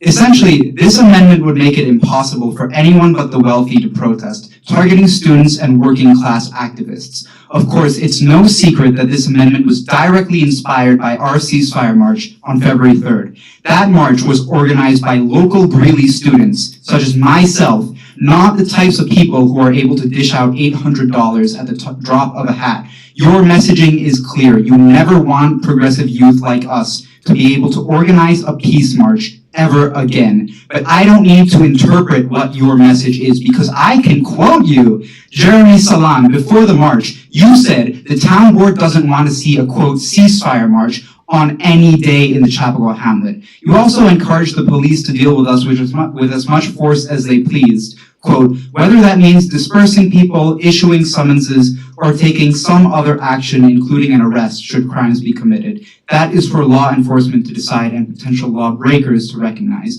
Vicky Tip, before the march, you said in a report, quote, it is with a heavy heart that I am reporting to you that our police chief had to grant the permit this afternoon, also saying we were not able to deny this permit. I reviewed the ADL website information about the sponsors with our town attorney and police chief, and quote, I have also been in touch with our regional ADL manager who confirmed that we have to grant this permit. You said that it is with a heavy heart I am reporting to you, our police chief had to grant the permit this afternoon. So, wow, you really tried to stop us from getting this permit. You were grasping at straws, trying every means you possibly could to block the protest permit. But it is with a heavy heart I inform you that the First Amendment exists. And now, since you weren't able to legally finesse or intimidate us into shutting down the protest, you're creating town laws that will make it impossible for us to protest in the first place. This new law is elitist, it is discriminatory, it is authoritarian. It is fascist. And as long as you try to push fascism onto Newcastle, we are going to be here digging in our heels, protecting our right to protest. Mark my words, the power of the people is more powerful than the people in power. And if you choose to start this fight over our very right to protest, it's not a fight you're going to win. Thank you, Cass. I will say a few words about what I mentioned in that social media post, because I think it's important. Well, I know that people don't want to hear it, but if you want to talk about it, we're going to talk about it and we will have that conversation. So the march, the activity that you planned was originally planned for International Holocaust Remembrance Day. I know that you knew that. I had conversations with people who were in touch with you, and there was a little back and forth about it, as you know. I don't need to go into that. So I did have a heavy heart. People did have that because the march was planned for Holocaust Remembrance Day. The environment and the feelings around it had been set. You're correct that the timing of the march had been moved in, and I think people appreciated that. That was a good thing to do. That was the right thing to do. It was not right to try to negotiate it, but I'm making a statement. Because my comment has been alluded to and probably will be, and that's fair. It's fair to talk about it. It's also fair for me to respond to it, so I'm going to. I'm not gonna interrupt anyone's public comment, but yes, I had a heavy heart because people had been really traumatized by the plan to do this on Holocaust Remembrance Day. So I think that cannot be ignored, even though you're correct about the timing. Nor the thousands of people that have been killed. Yeah. As a Jew, I'm That is terrible. traumatized by the actions. So of in any Israel event, government. I will not Excuse me. interrupt anybody. I appreciate civility and I want to afford civility to every single person in this room. I don't want anyone heckled. I want everyone to have a chance to speak. So I think it's important for people to understand the context in which this was presented to the community, and that was a very hard pill to swallow, and so people were pretty affected by having had that introduced in that way. So I don't apologize for having an opinion. So that's what this is about. We are all entitled to our opinions. You received the permit, gladly so, you did. But you have to acknowledge the context in which this was presented to the community. Also, that was a post, and I already addressed this on social media, but not everyone is on it. I was answering questions that had been placed to me by a lot of people in the group that I was speaking to. I received a lot of emails, maybe over 30. A lot of them said the same thing. A lot of them asked about, for instance, they asked whether the Ku Klux Klan would be allowed to march. And I answered that question in that same post without explaining why I raised that, but it was in answer to a specific question that I received. So I know that that post appeared out of context to a lot of people, but I do want you to understand, I know someone said I compared you to that. I never did, and that was never my intention. And I just wanna say to you that I'm sorry if it looked that way to you. There were other aspects about the post, and I'm not, a bickering kind of person. There were other things that people objected to that I could answer. I don't even remember what those things were anymore. The permit itself, I know that we restricted the permit. It wasn't what you wanted. You wanted to start off at Starbucks and go across the bridge to the train station and to the gazebo. That would have been really dangerous. So we did not want that to happen. I know Police force against that students dangerous? I know that also people did object to barriers that were placed there. We placed barriers in the area to protect the Holocaust Memorial with some delicate things that were placed there. We had a field that's covered in the winter. It's really expensive to maintain the field, and we didn't want people to walk on the grass. So that was why the barriers were there. So anyway, I don't wanna talk too much, but I do want to explain to you why I said the things I did in the post. And what I would really like is for us to come together. I'm always willing to admit when I'm wrong about something, so I'm willing to talk to you. I know that you have objections to this law, we're here to listen to that, that's why we're having a public hearing. What I would want is for people to come together. We have different opinions, but that doesn't mean that we can't listen to each other. We really can, and we want to. We want to come together as a community. So that's where I would like to move forward. I know that all of my fellow board members feel the same way. We can throw accusations about what people said, what people didn't say, but I just don't think that's helpful. But you're free to make your comments, and I won't take up any more time. If I may, very briefly as well. Sure, yeah. Cassiopeia, I appreciate you coming up and saying these things, and actually I think you've done a terrific job in advocating, even if I disagree on the things that you support. I've said that, I've come up for housing before, which I happen to agree with you on that issue. I think it's important, and I say this not in a condescending way, anyone learns that there's a sort of a rule of completeness. And you made a statement that I made about dispersing or arresting or summonsing.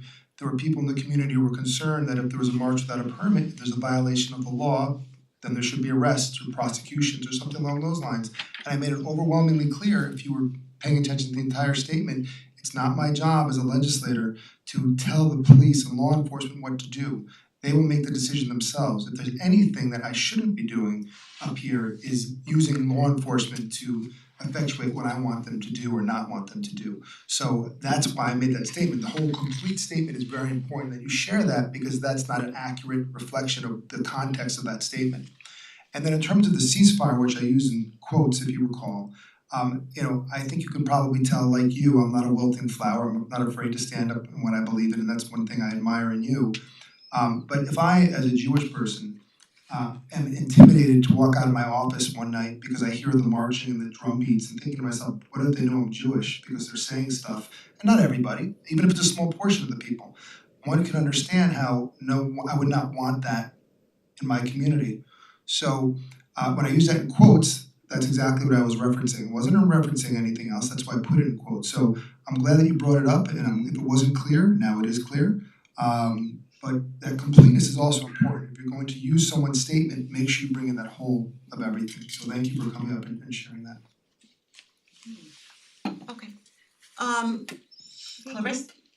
No, I just want to say I very much appreciate hearing people's thoughts on this potential change to the permit, but keep your notes because when the public hearing does open, you're gonna want them on the record. So just to let you know that this is Not the not the public hearing. That is a good point, yeah, okay. Next. Clarissa Covey, come on up.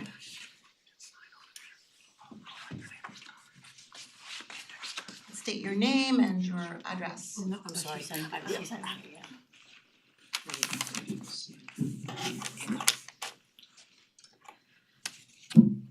My name is Clarissa Covey. I live at 365 Millwood Road in Chappaqua. I am disturbed and appalled by the proposed amendments to demonstration policy in this town. While it is lawful in some cases to require permits to be granted before rally is held, particularly if that rally is planned to involve sound amplifiers or take place in certain public areas, it is a flagrant violation of the First Amendment to implement a $500 fee and a requirement of a $2 million insurance policy. Such a rule blatantly prevents students and grassroots organizations from voicing their opinions, reserves the right to free speech for the wealthy, and is unconstitutional. The ACLU says that, quote, if the permit regulations that apply to your protest require a fee for a permit, they should allow a waiver for those who cannot afford the charge. I have not heard any such waiver be proposed as part of this amendment. Without a doubt, the amendment has been considered as a response to the March for Peace in the gazebo on February 3rd. You are trying to stop any more such protests organized by students or grassroots organizations from happening in Chappaqua. You are trying to stifle the voices of young people and anyone who does not have the money to pay for a permit.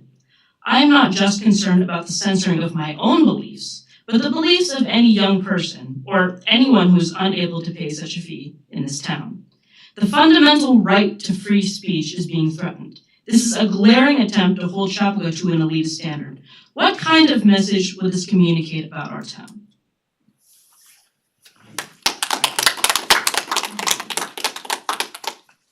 Okay, Naveen Arjun.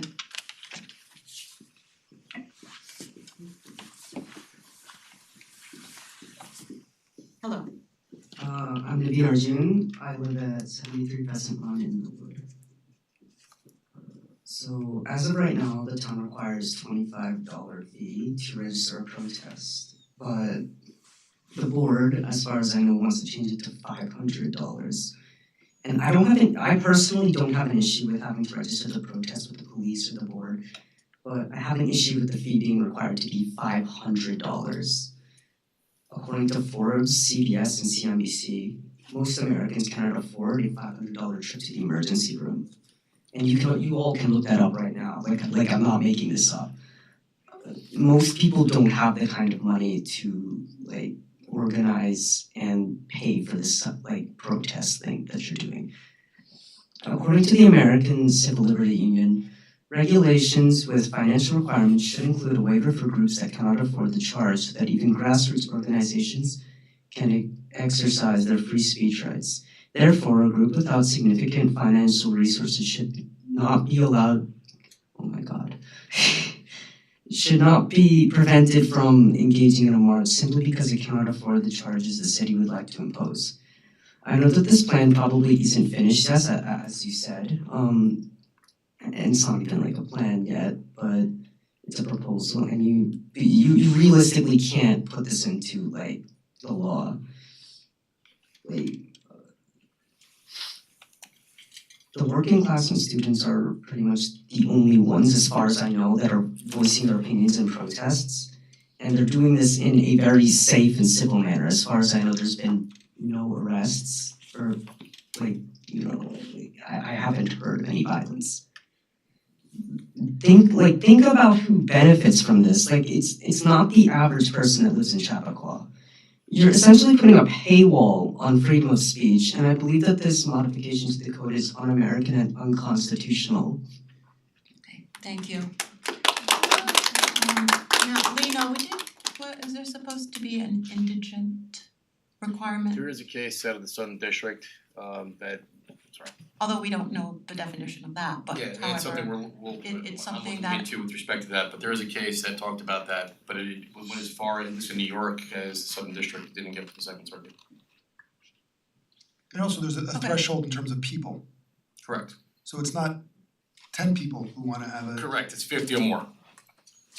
Thank you. Okay. Sorry to interrupt, but how do you know how many people are going to show up? we don't, this is not a perfect system. That's a good question, very good. We don't know, that's it. Nobody would Absolutely, know. that's No matter absolutely if it true. was New York City or Absolutely, there's someone asked, how do we know if it's going to be 50 or more? The answer is we don't. Okay. We have Mariam Fatou. Yes, hi. Hello, Mariam. I have a little prop, an easel and a poster. May I grab it from the? Yes. One moment, please.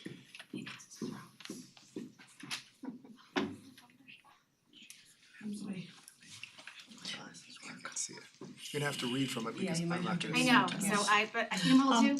I know you, Mariam, but to treat you the same way, you have to state your, Absolutely, your I'm just name, gonna your set up address, for and- one moment, Ms. Tip, thank you.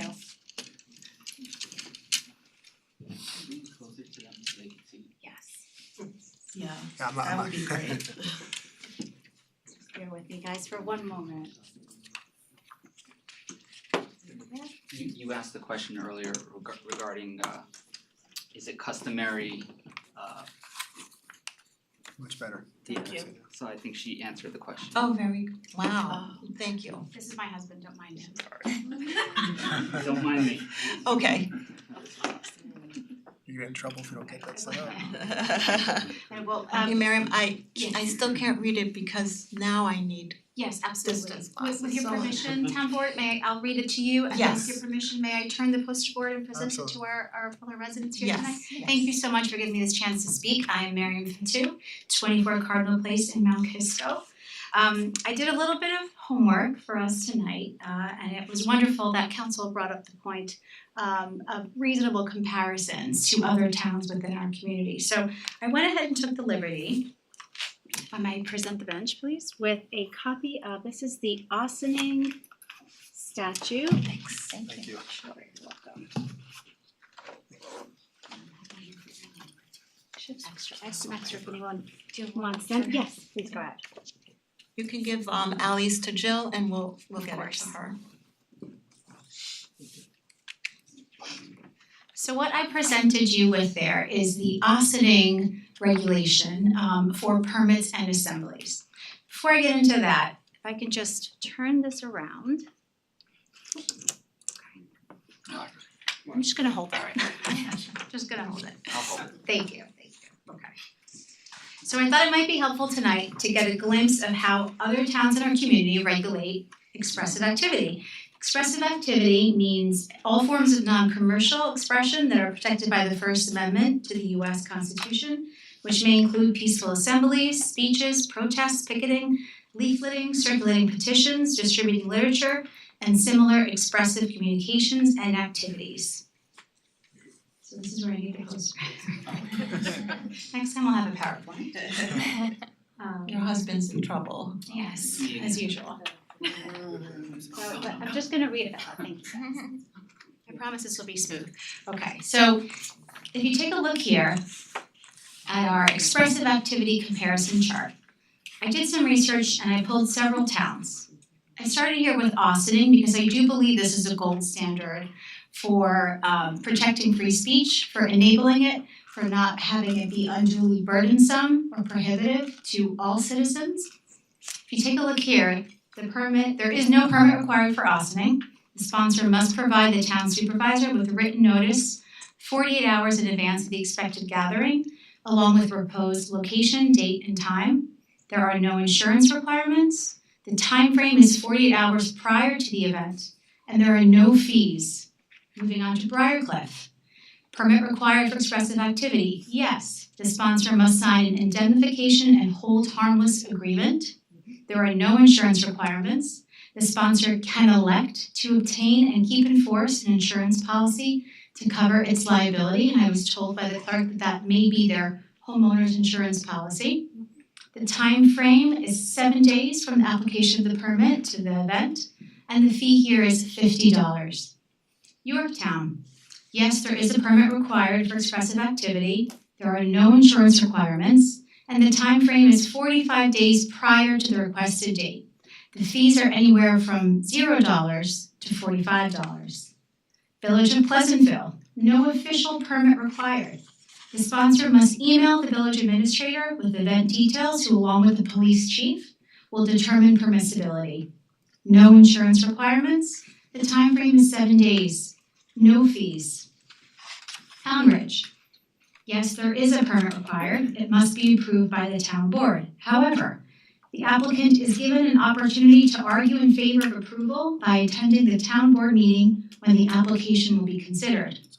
Insurance requirements, yes. Time frame, 60 days prior to the event.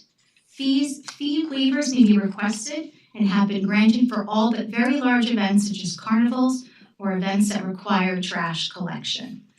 Just a side note, when I contacted many of these offices, many of the people, the clerks, well-meaning as they may be, had no idea what I was talking about and had never even been asked a question like this before. So it seems like some of their policies are still being refined or they may not have known. So there were several phone calls back and forth, and I spoke to many people in each town's board to make sure I got the correct information. So this is really an exhaustive collection of what I was able to gather.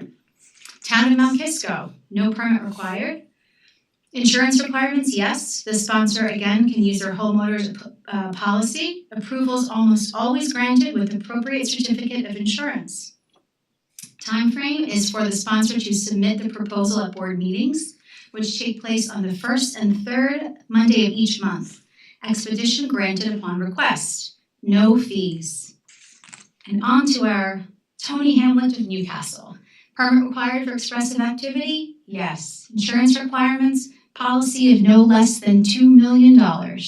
Time frame, 30 days written notice. Fees, $500 in addition to other fees. Whereas previously for the ceasefire rally on February 3rd, the fee was $25. I'm happy to pass this around. Anyone would like to see it?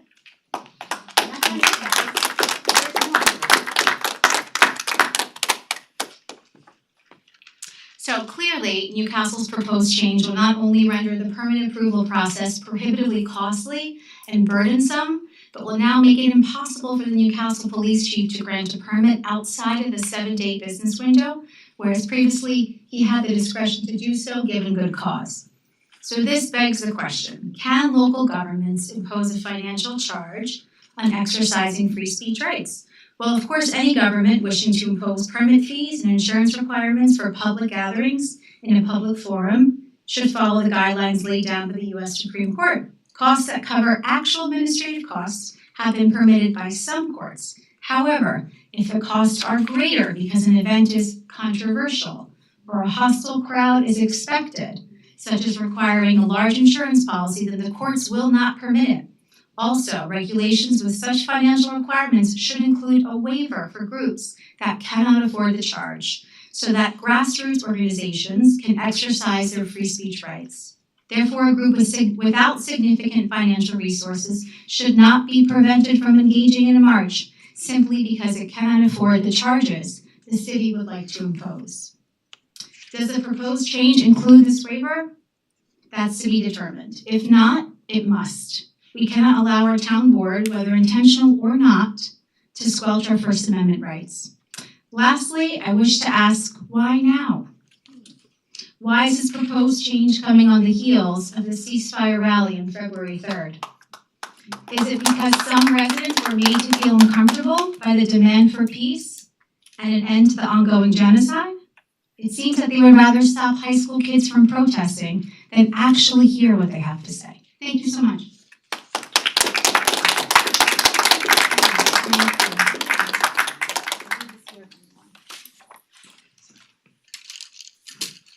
Tim Clems. You should marry her again.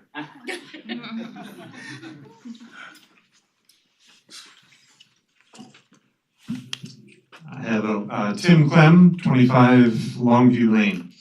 I live right down the hallway from Cass. And as her father, I'm very proud of what she did.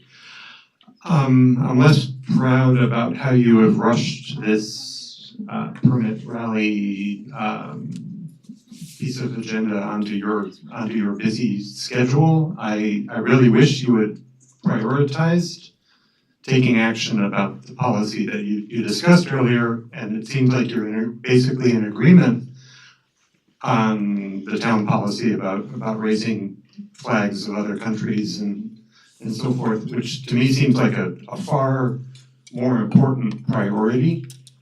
The event that Cass and Millie organized, I was the one who actually did write the checks for the permit and for the gazebo rental. I paid for those costs. I understand the importance of having police involvement and very much appreciated the police's support. I think that this proposed policy is, as everyone else I think has said, is a horrendous idea, a violation of First Amendment rights. And please reconsider it and throw it out or put it on the back burner. It's a waste of time. Freedom of speech is far more important than $500. Rob, you did a marvelous job of explaining the financial condition of the town. I don't think that the $500 or the $1,000 or the $6,000 is going to make a lick of difference in the town's financial well-being, and a policy like this would do obscene damage to the town's reputation to have a policy like this in place. So, as many times as you might impose these fees on these kids, I will be there with my checkbook. As non-wealthy as I am, I will gladly write a check for as many $100s as you're gonna impose on their quote-unquote free speech to give them the opportunity to say what clearly needs to be said. Thank you.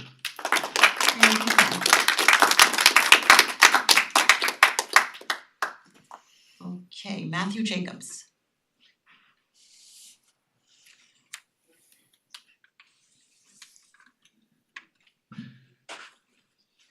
Matthew Jacobs, 55 Dumbo Drive, Chappaqua, New York. I didn't come to talk about the flag. I didn't know that was on the agenda even, but I just wanted to give my perspective as a disabled combat veteran that any flag, and this is not, it's neutral of any country, I find offensive. Ukraine, England, Israel, Indonesia, whatever it is. But that's not what I came to talk about. I'm actually not here as an individual. I'm here to represent the Chappaqua meeting of the Religious Society of Friends on 420 Quaker Road, where Quakers, as we are called, have been meeting since founding the town of Chappaqua in the 1730s. The majority of our members and regular attenders live in Newcastle and the surrounding communities, and we came to present our comments for your consideration prior to the public hearing in relation to changes related to the assisted events permitting process. Since probably the most well-known Quaker in this town is the Greeley High School mascot, I want to provide a little bit of context about us and why our meeting is voicing our concerns about the town's proposed increase in fees and additional procedures required for permitting assisted events. These so-called assisted events include activities like protest vigils, rallies, demonstrations, public assemblies, and other forms of collective nonviolent dissent or support, which are not only integral to a healthy democracy, but for us, direct expressions of the free exercise of our religion. And that's not unique to Quakers. There are many other religions who practice peaceful forms of engagement. Quakers believe that there is that of God in all human beings, and that is foundational to our practices that center peace, justice, and equality. Our works and beliefs are heavily influenced by the grave and unfathomable injustice early Quakers faced at the hands of New York's colonial government. In 17th century New Amsterdam, colonial governor Peter Stuyvesant, pushed by powerful forces within the Dutch Reformed Church, outlawed Quakers from even gathering, and also requested that townspeople report them or run them out of town. Quakers defied the order, but more importantly, so did their non-Quaker neighbors, leading to acts of protest and civil disobedience that bore fines, imprisonment, and even deportation. A letter to the tyrannical governor signed by 30 brave souls announcing their refusal to turn on their Quaker neighbors survives to this day and is known as the Flushing Remonstrance. Its sentiment, eloquence, and importance inspired Thomas Jefferson and James Madison when he penned the First Amendment to the US Constitution. In more contemporary times, Quaker and civil rights leader Bayard Rustin said the primary social function of a religious society is to speak the truth to power. And our truth is this: we're deeply concerned about this proposed infringement on our free exercise of religion, emphasis on free, as well as other rights outlined in the First and subsequent amendments to the Constitution. As such, we ask you cease consideration of a fee increase and other burdens, or codify your oath to defend the Constitution by adding an exemption to the permit requirements for First Amendment-related activities. As mentioned previously, this is a step communities all over the country have already taken, including next door in Ossining, where no fee is required, no permit is required given advance notice, and that the Assembly meets the only requirement outlined in the Constitution, and that is a peaceable, that people are peaceably assembled. While permits and fees for First Amendment activities have been upheld by the Supreme Court, as has been mentioned, that doesn't mean the town should require them. A fee to exercise our collective rights to assemble and engage in protected speech and forms of religious expression, in our mind, is analogous and equally repugnant as post-emancipation poll taxes that disenfranchise voters, particularly newly enfranchised Black voters in states all across the country. The Supreme Court upheld poll taxes for decades before they were finally struck down. Thankfully, New York never instituted these immoral and unethical poll taxes, but our neighboring states did. Shout out to Connecticut. Less than 60 years ago, Mississippi was the last state to remove, because of legal action, their poll tax. It was $2. That's less than $20 today, which is still less than the $25 permit fee required for an assisted gathering in this town today. Just as many places did with poll taxes and permit fees, we urge you to uphold your oath to the Constitution and not make democracy in forms of religious and creative expression a pay-to-play scheme here in Newcastle. Thank you.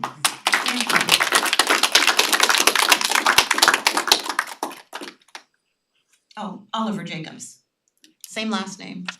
Got confused.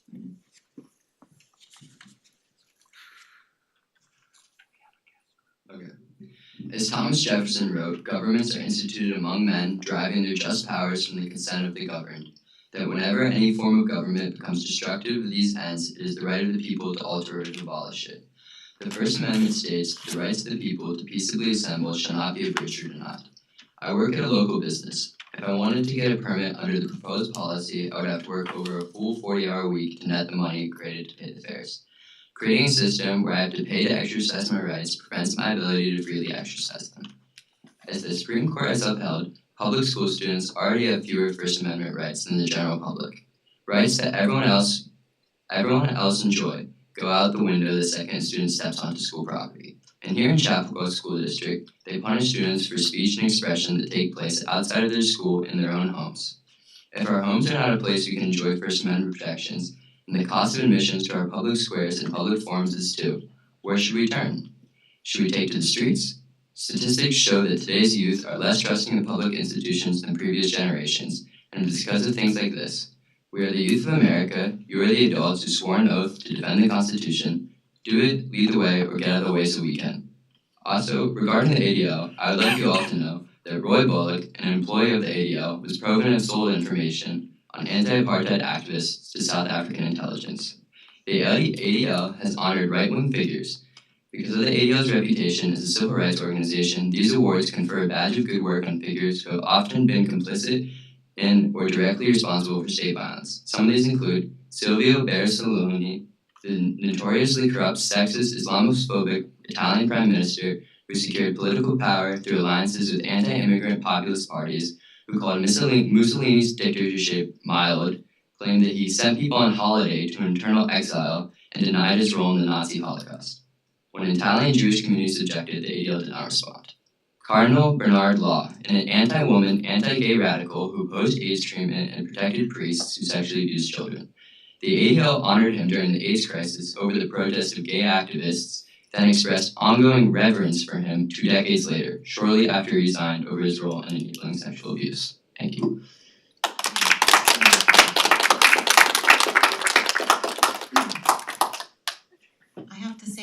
thought the law would be charging students. I suppose we thought they would be charging the parents, but okay, that's not a nest of no comfort, but nevertheless, Definitely not. okay. It's just a minor point. Arthur Grant.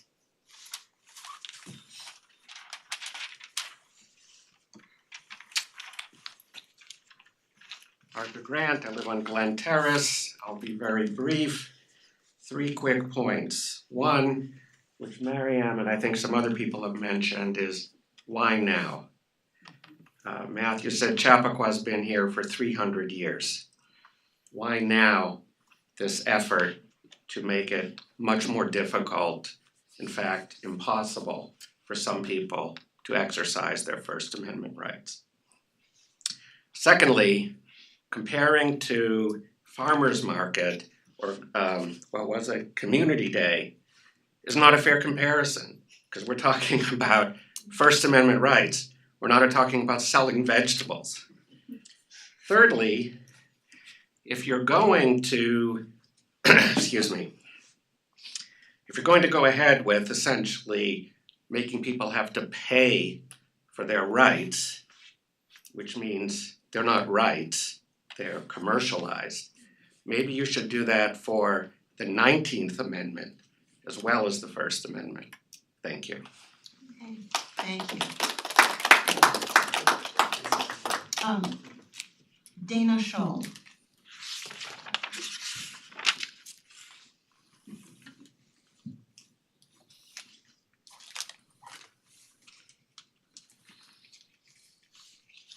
I am not tall enough. Hello. So it's actually Awana Scholl. It's an odd name, so a lot of people think it's a D. I understand that. I live at 41 Overlook Drive. Thank you for hearing me out this evening. I don't have written out comments per se, but I would like to say, first of all, let me preface this by starting with the fact that I was born in Romania and I grew up in a communist society for the first many years of my life. And as a child, I have many, many memories of, being told all of the things that I cannot say, should not say, all of the opinions that my friends or my family held, and the danger to ever saying anything that didn't agree with what everybody else was supposed to be saying. So one of the things that I really appreciated about having the opportunity to come here and become a citizen of the United States is this right, this incredibly amazing, precious right that we have to be able to speak with each other and against each other, and to be able to say things that other people vehemently disagree with, but we still have the right to just put it out there and have maybe a very passionate discussion, sometimes an angry discussion, but put our opinion out there. So in terms of this policy of raising the fees, I think what makes this town in particular pretty special is that we are a small town. There are a lot of opinions in this town. People have kind of a strong flavor to them, right? Where there's a lot of smart people. They have a lot of smart, very informed opinions. And sometimes we go at each other with these opinions.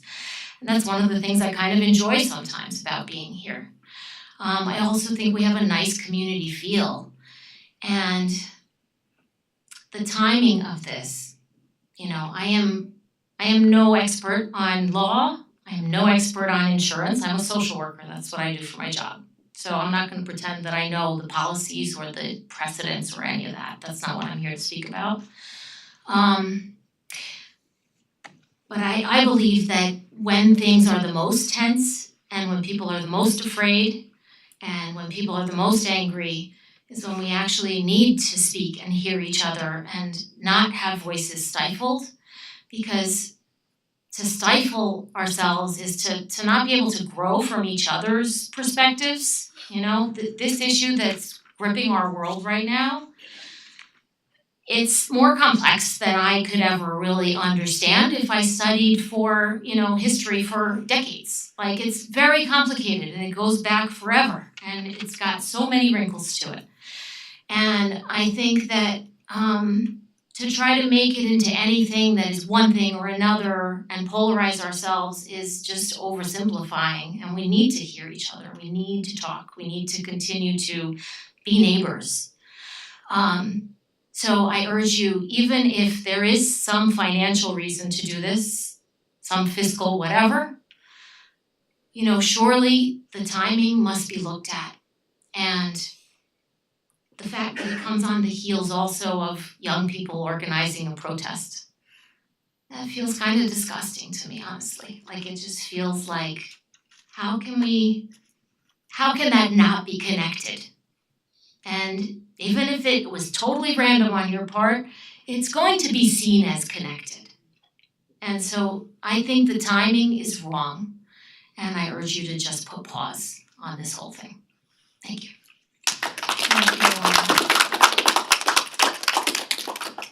We have one more, I think Reverend Emily, can't read the handwriting very well, Emily Dietar Britt. Yes, Reverend Emily Guitar-Burt, thank you so much, thank you. I wanna just take a minute to breathe and thank everyone here for vocalizing your First Amendment rights and this town board for listening. I know it is hard to serve a community, so I appreciate you tonight. I'm the Reverend Emily Guitar-Burt. It's complicated where I live because I actually live in the city. I serve the Unitarian Universalist Fellowship of Northern Westchester, which is at 236 South Bedford Road. It is in Bedford Hills, but a large proportion of my members live in Newcastle. I know several of them who live here. And many people don't even know what Unitarian Universalism is. It's a large name, and what it essentially is a group of people who come together to practice religion across many different beliefs. We have those who are Jewish, those who are Muslim, those who are Christian, and those who are atheists, all in the same house. And my goodness, the arguments that we could have with each other. The conversations and the discussions and the differences of opinion are part of the magic of what it is to worship in the creation and image of God together. In that foundation of being holy, sacred individuals and the power of voice. So in that essence and understanding that many of my members who live in Newcastle could never afford this. They couldn't afford $500. They couldn't afford $232 of the insurance to be able to speak out with their voices. It matters that we protect their First Amendment rights. It matters that we continue to be engaged across the differences of opinion that are here to serve our communities together. And it matters to continue to protect our right for speech. Whoever you are, this permit will affect those who are Jewish students. This permit will affect those who are of many minorities. This will affect anyone who can afford this. It's so important to rest on that sacred principle of our First Amendment. And to continue to come together across our differences, because that is so needed now. It is needed now in a way it wasn't before, maybe 5 or 10 years ago. We need peace and healing, and so I urge you to put a pause on this. Thank you so much for hearing me. Thank you very much. Do we have any more cards? Does anyone else wish to speak? Oh yes, thank you, Holly. Is there anyone online who wishes to speak? Please raise your hand. Your digital hand. Okay. Okay, well, I think we've had long enough to know to do that. All right then, thank you very much everyone for coming. I appreciate all those who spoke and all those who were witnessed the speaking and were here today. Thank you very much. And we do have a public hearing on senior exemption, so that's coming up too. Thank you so much. Thank you. Thank you very much.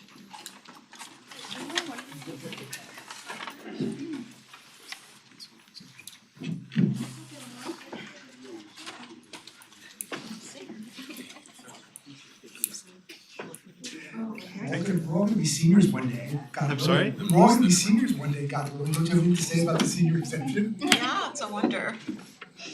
Or maybe, people move out at that point. Seems Better than senior seems exemption. to be more important. Seem to be, seem to be. Good to see you too. Thank you all. Okay, thank you. All right, Thank so now we're up to the public hearings. I would like a motion to open the public hearing on the local law regarding low-income senior exemptions and persons with disabilities and limited incomes exemptions. So moved. Second. All in favor, please say aye. Aye. Aye. Nino? Sure, I'll yeah, start just this a brief, off. yeah, we've spoken about this before, but just Josh is here too, so Okay, given between the hour, you I'm and gonna try to Josh. make this very Yeah, quick and yeah. brief. So we currently have a senior citizen exemption in our code regarding, it's in chapter 116. And this has to do with the senior citizen exemption that's provided for under real property tax law, section 467.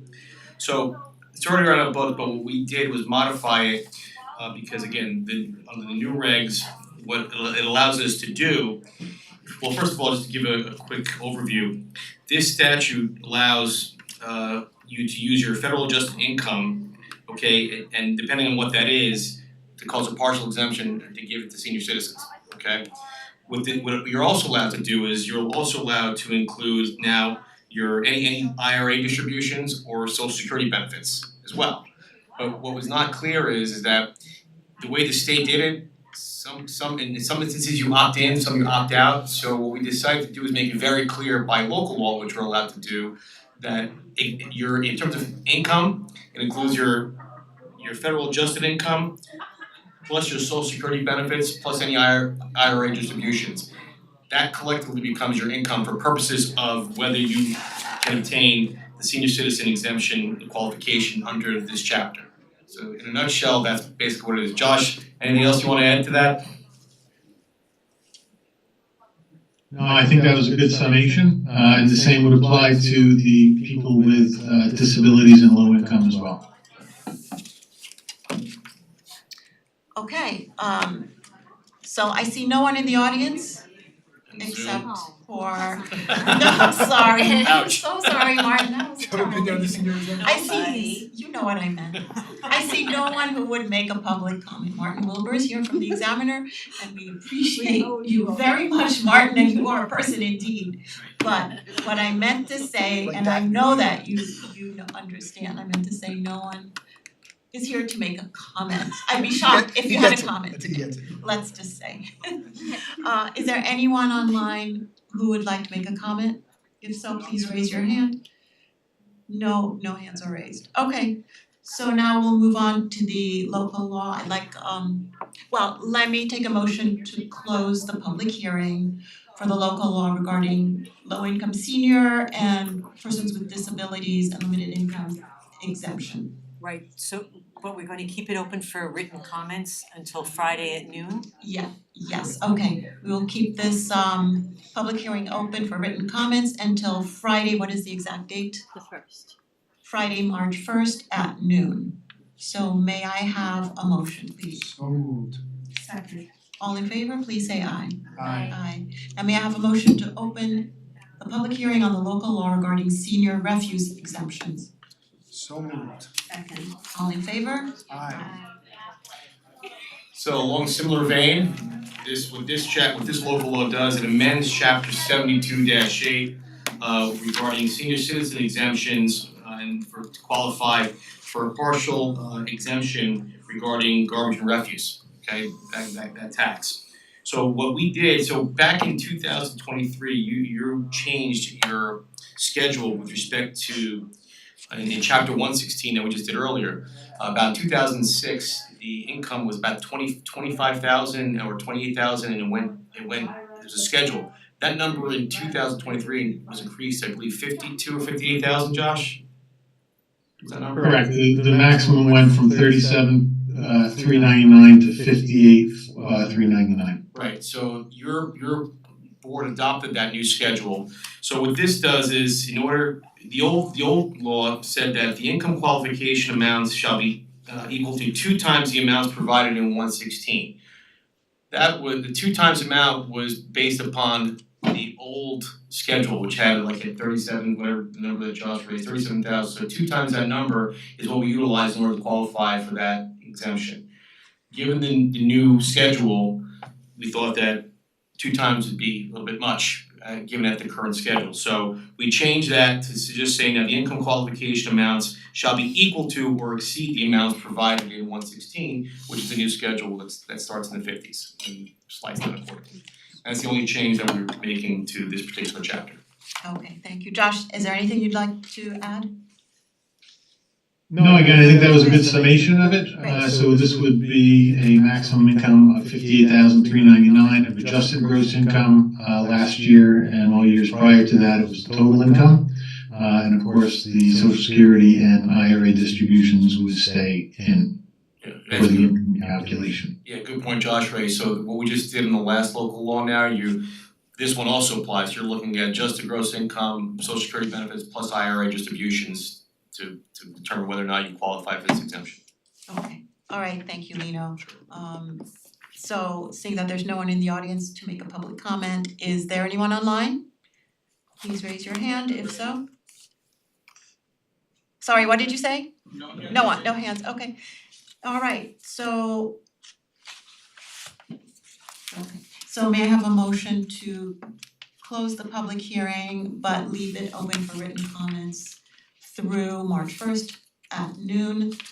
May I have a motion to close this public hearing on the local law regarding senior refuse exemption? So moved. Second. All in favor, please say aye. Aye. Okay, Thank you. thank you. So now we've reached our consent agenda. Let's see. Okay, thank you Oh, everyone. sorry. Thank you, Josh. Okay, thank you, Josh. So I guess we're going to our resolutions. We have some revised Is there- resolutions yeah. for you. Could you give Christina 2 seconds? Thank you. Just number 3 and number 4. Thank you. Okay, thank you. Thank you. Thank you.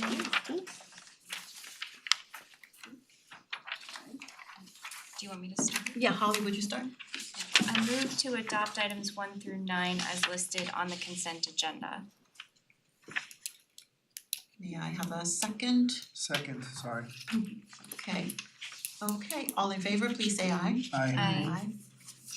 I move to approve the payment of claims in the amount of $1,120,812.17, 2023 expenditures totaling $483,115.54, and 2024 expenditures totaling $637,696.63 listed on the summary, pre-check writing report, and detail voucher detail reports, all dated February 23rd, 2024.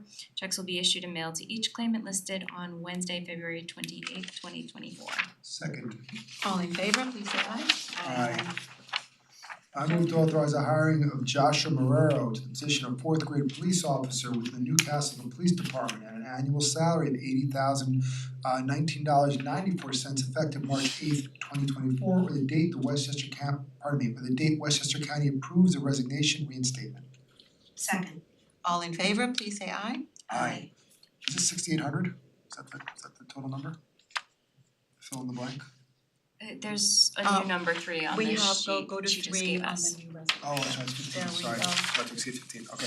I move to approve the expenditures related to the solo walking tour, virtual tours, traveling pop-ups, and train station kiosk as prepared by Nexus Creative for the total amount not to exceed $15,000. Second. All in favor, please say aye. Aye. Jen, do you wanna take the last one? I move to accept the proposal for general municipal legal services and tax Certiorari. matters from Bleakley Platt and Schmidt LLP, as well as accept the proposal for labor matters to Lance Klein Esquire from Keenan Bean in adherence with their proposals as submitted. Second. All in favor, please say Aye. aye.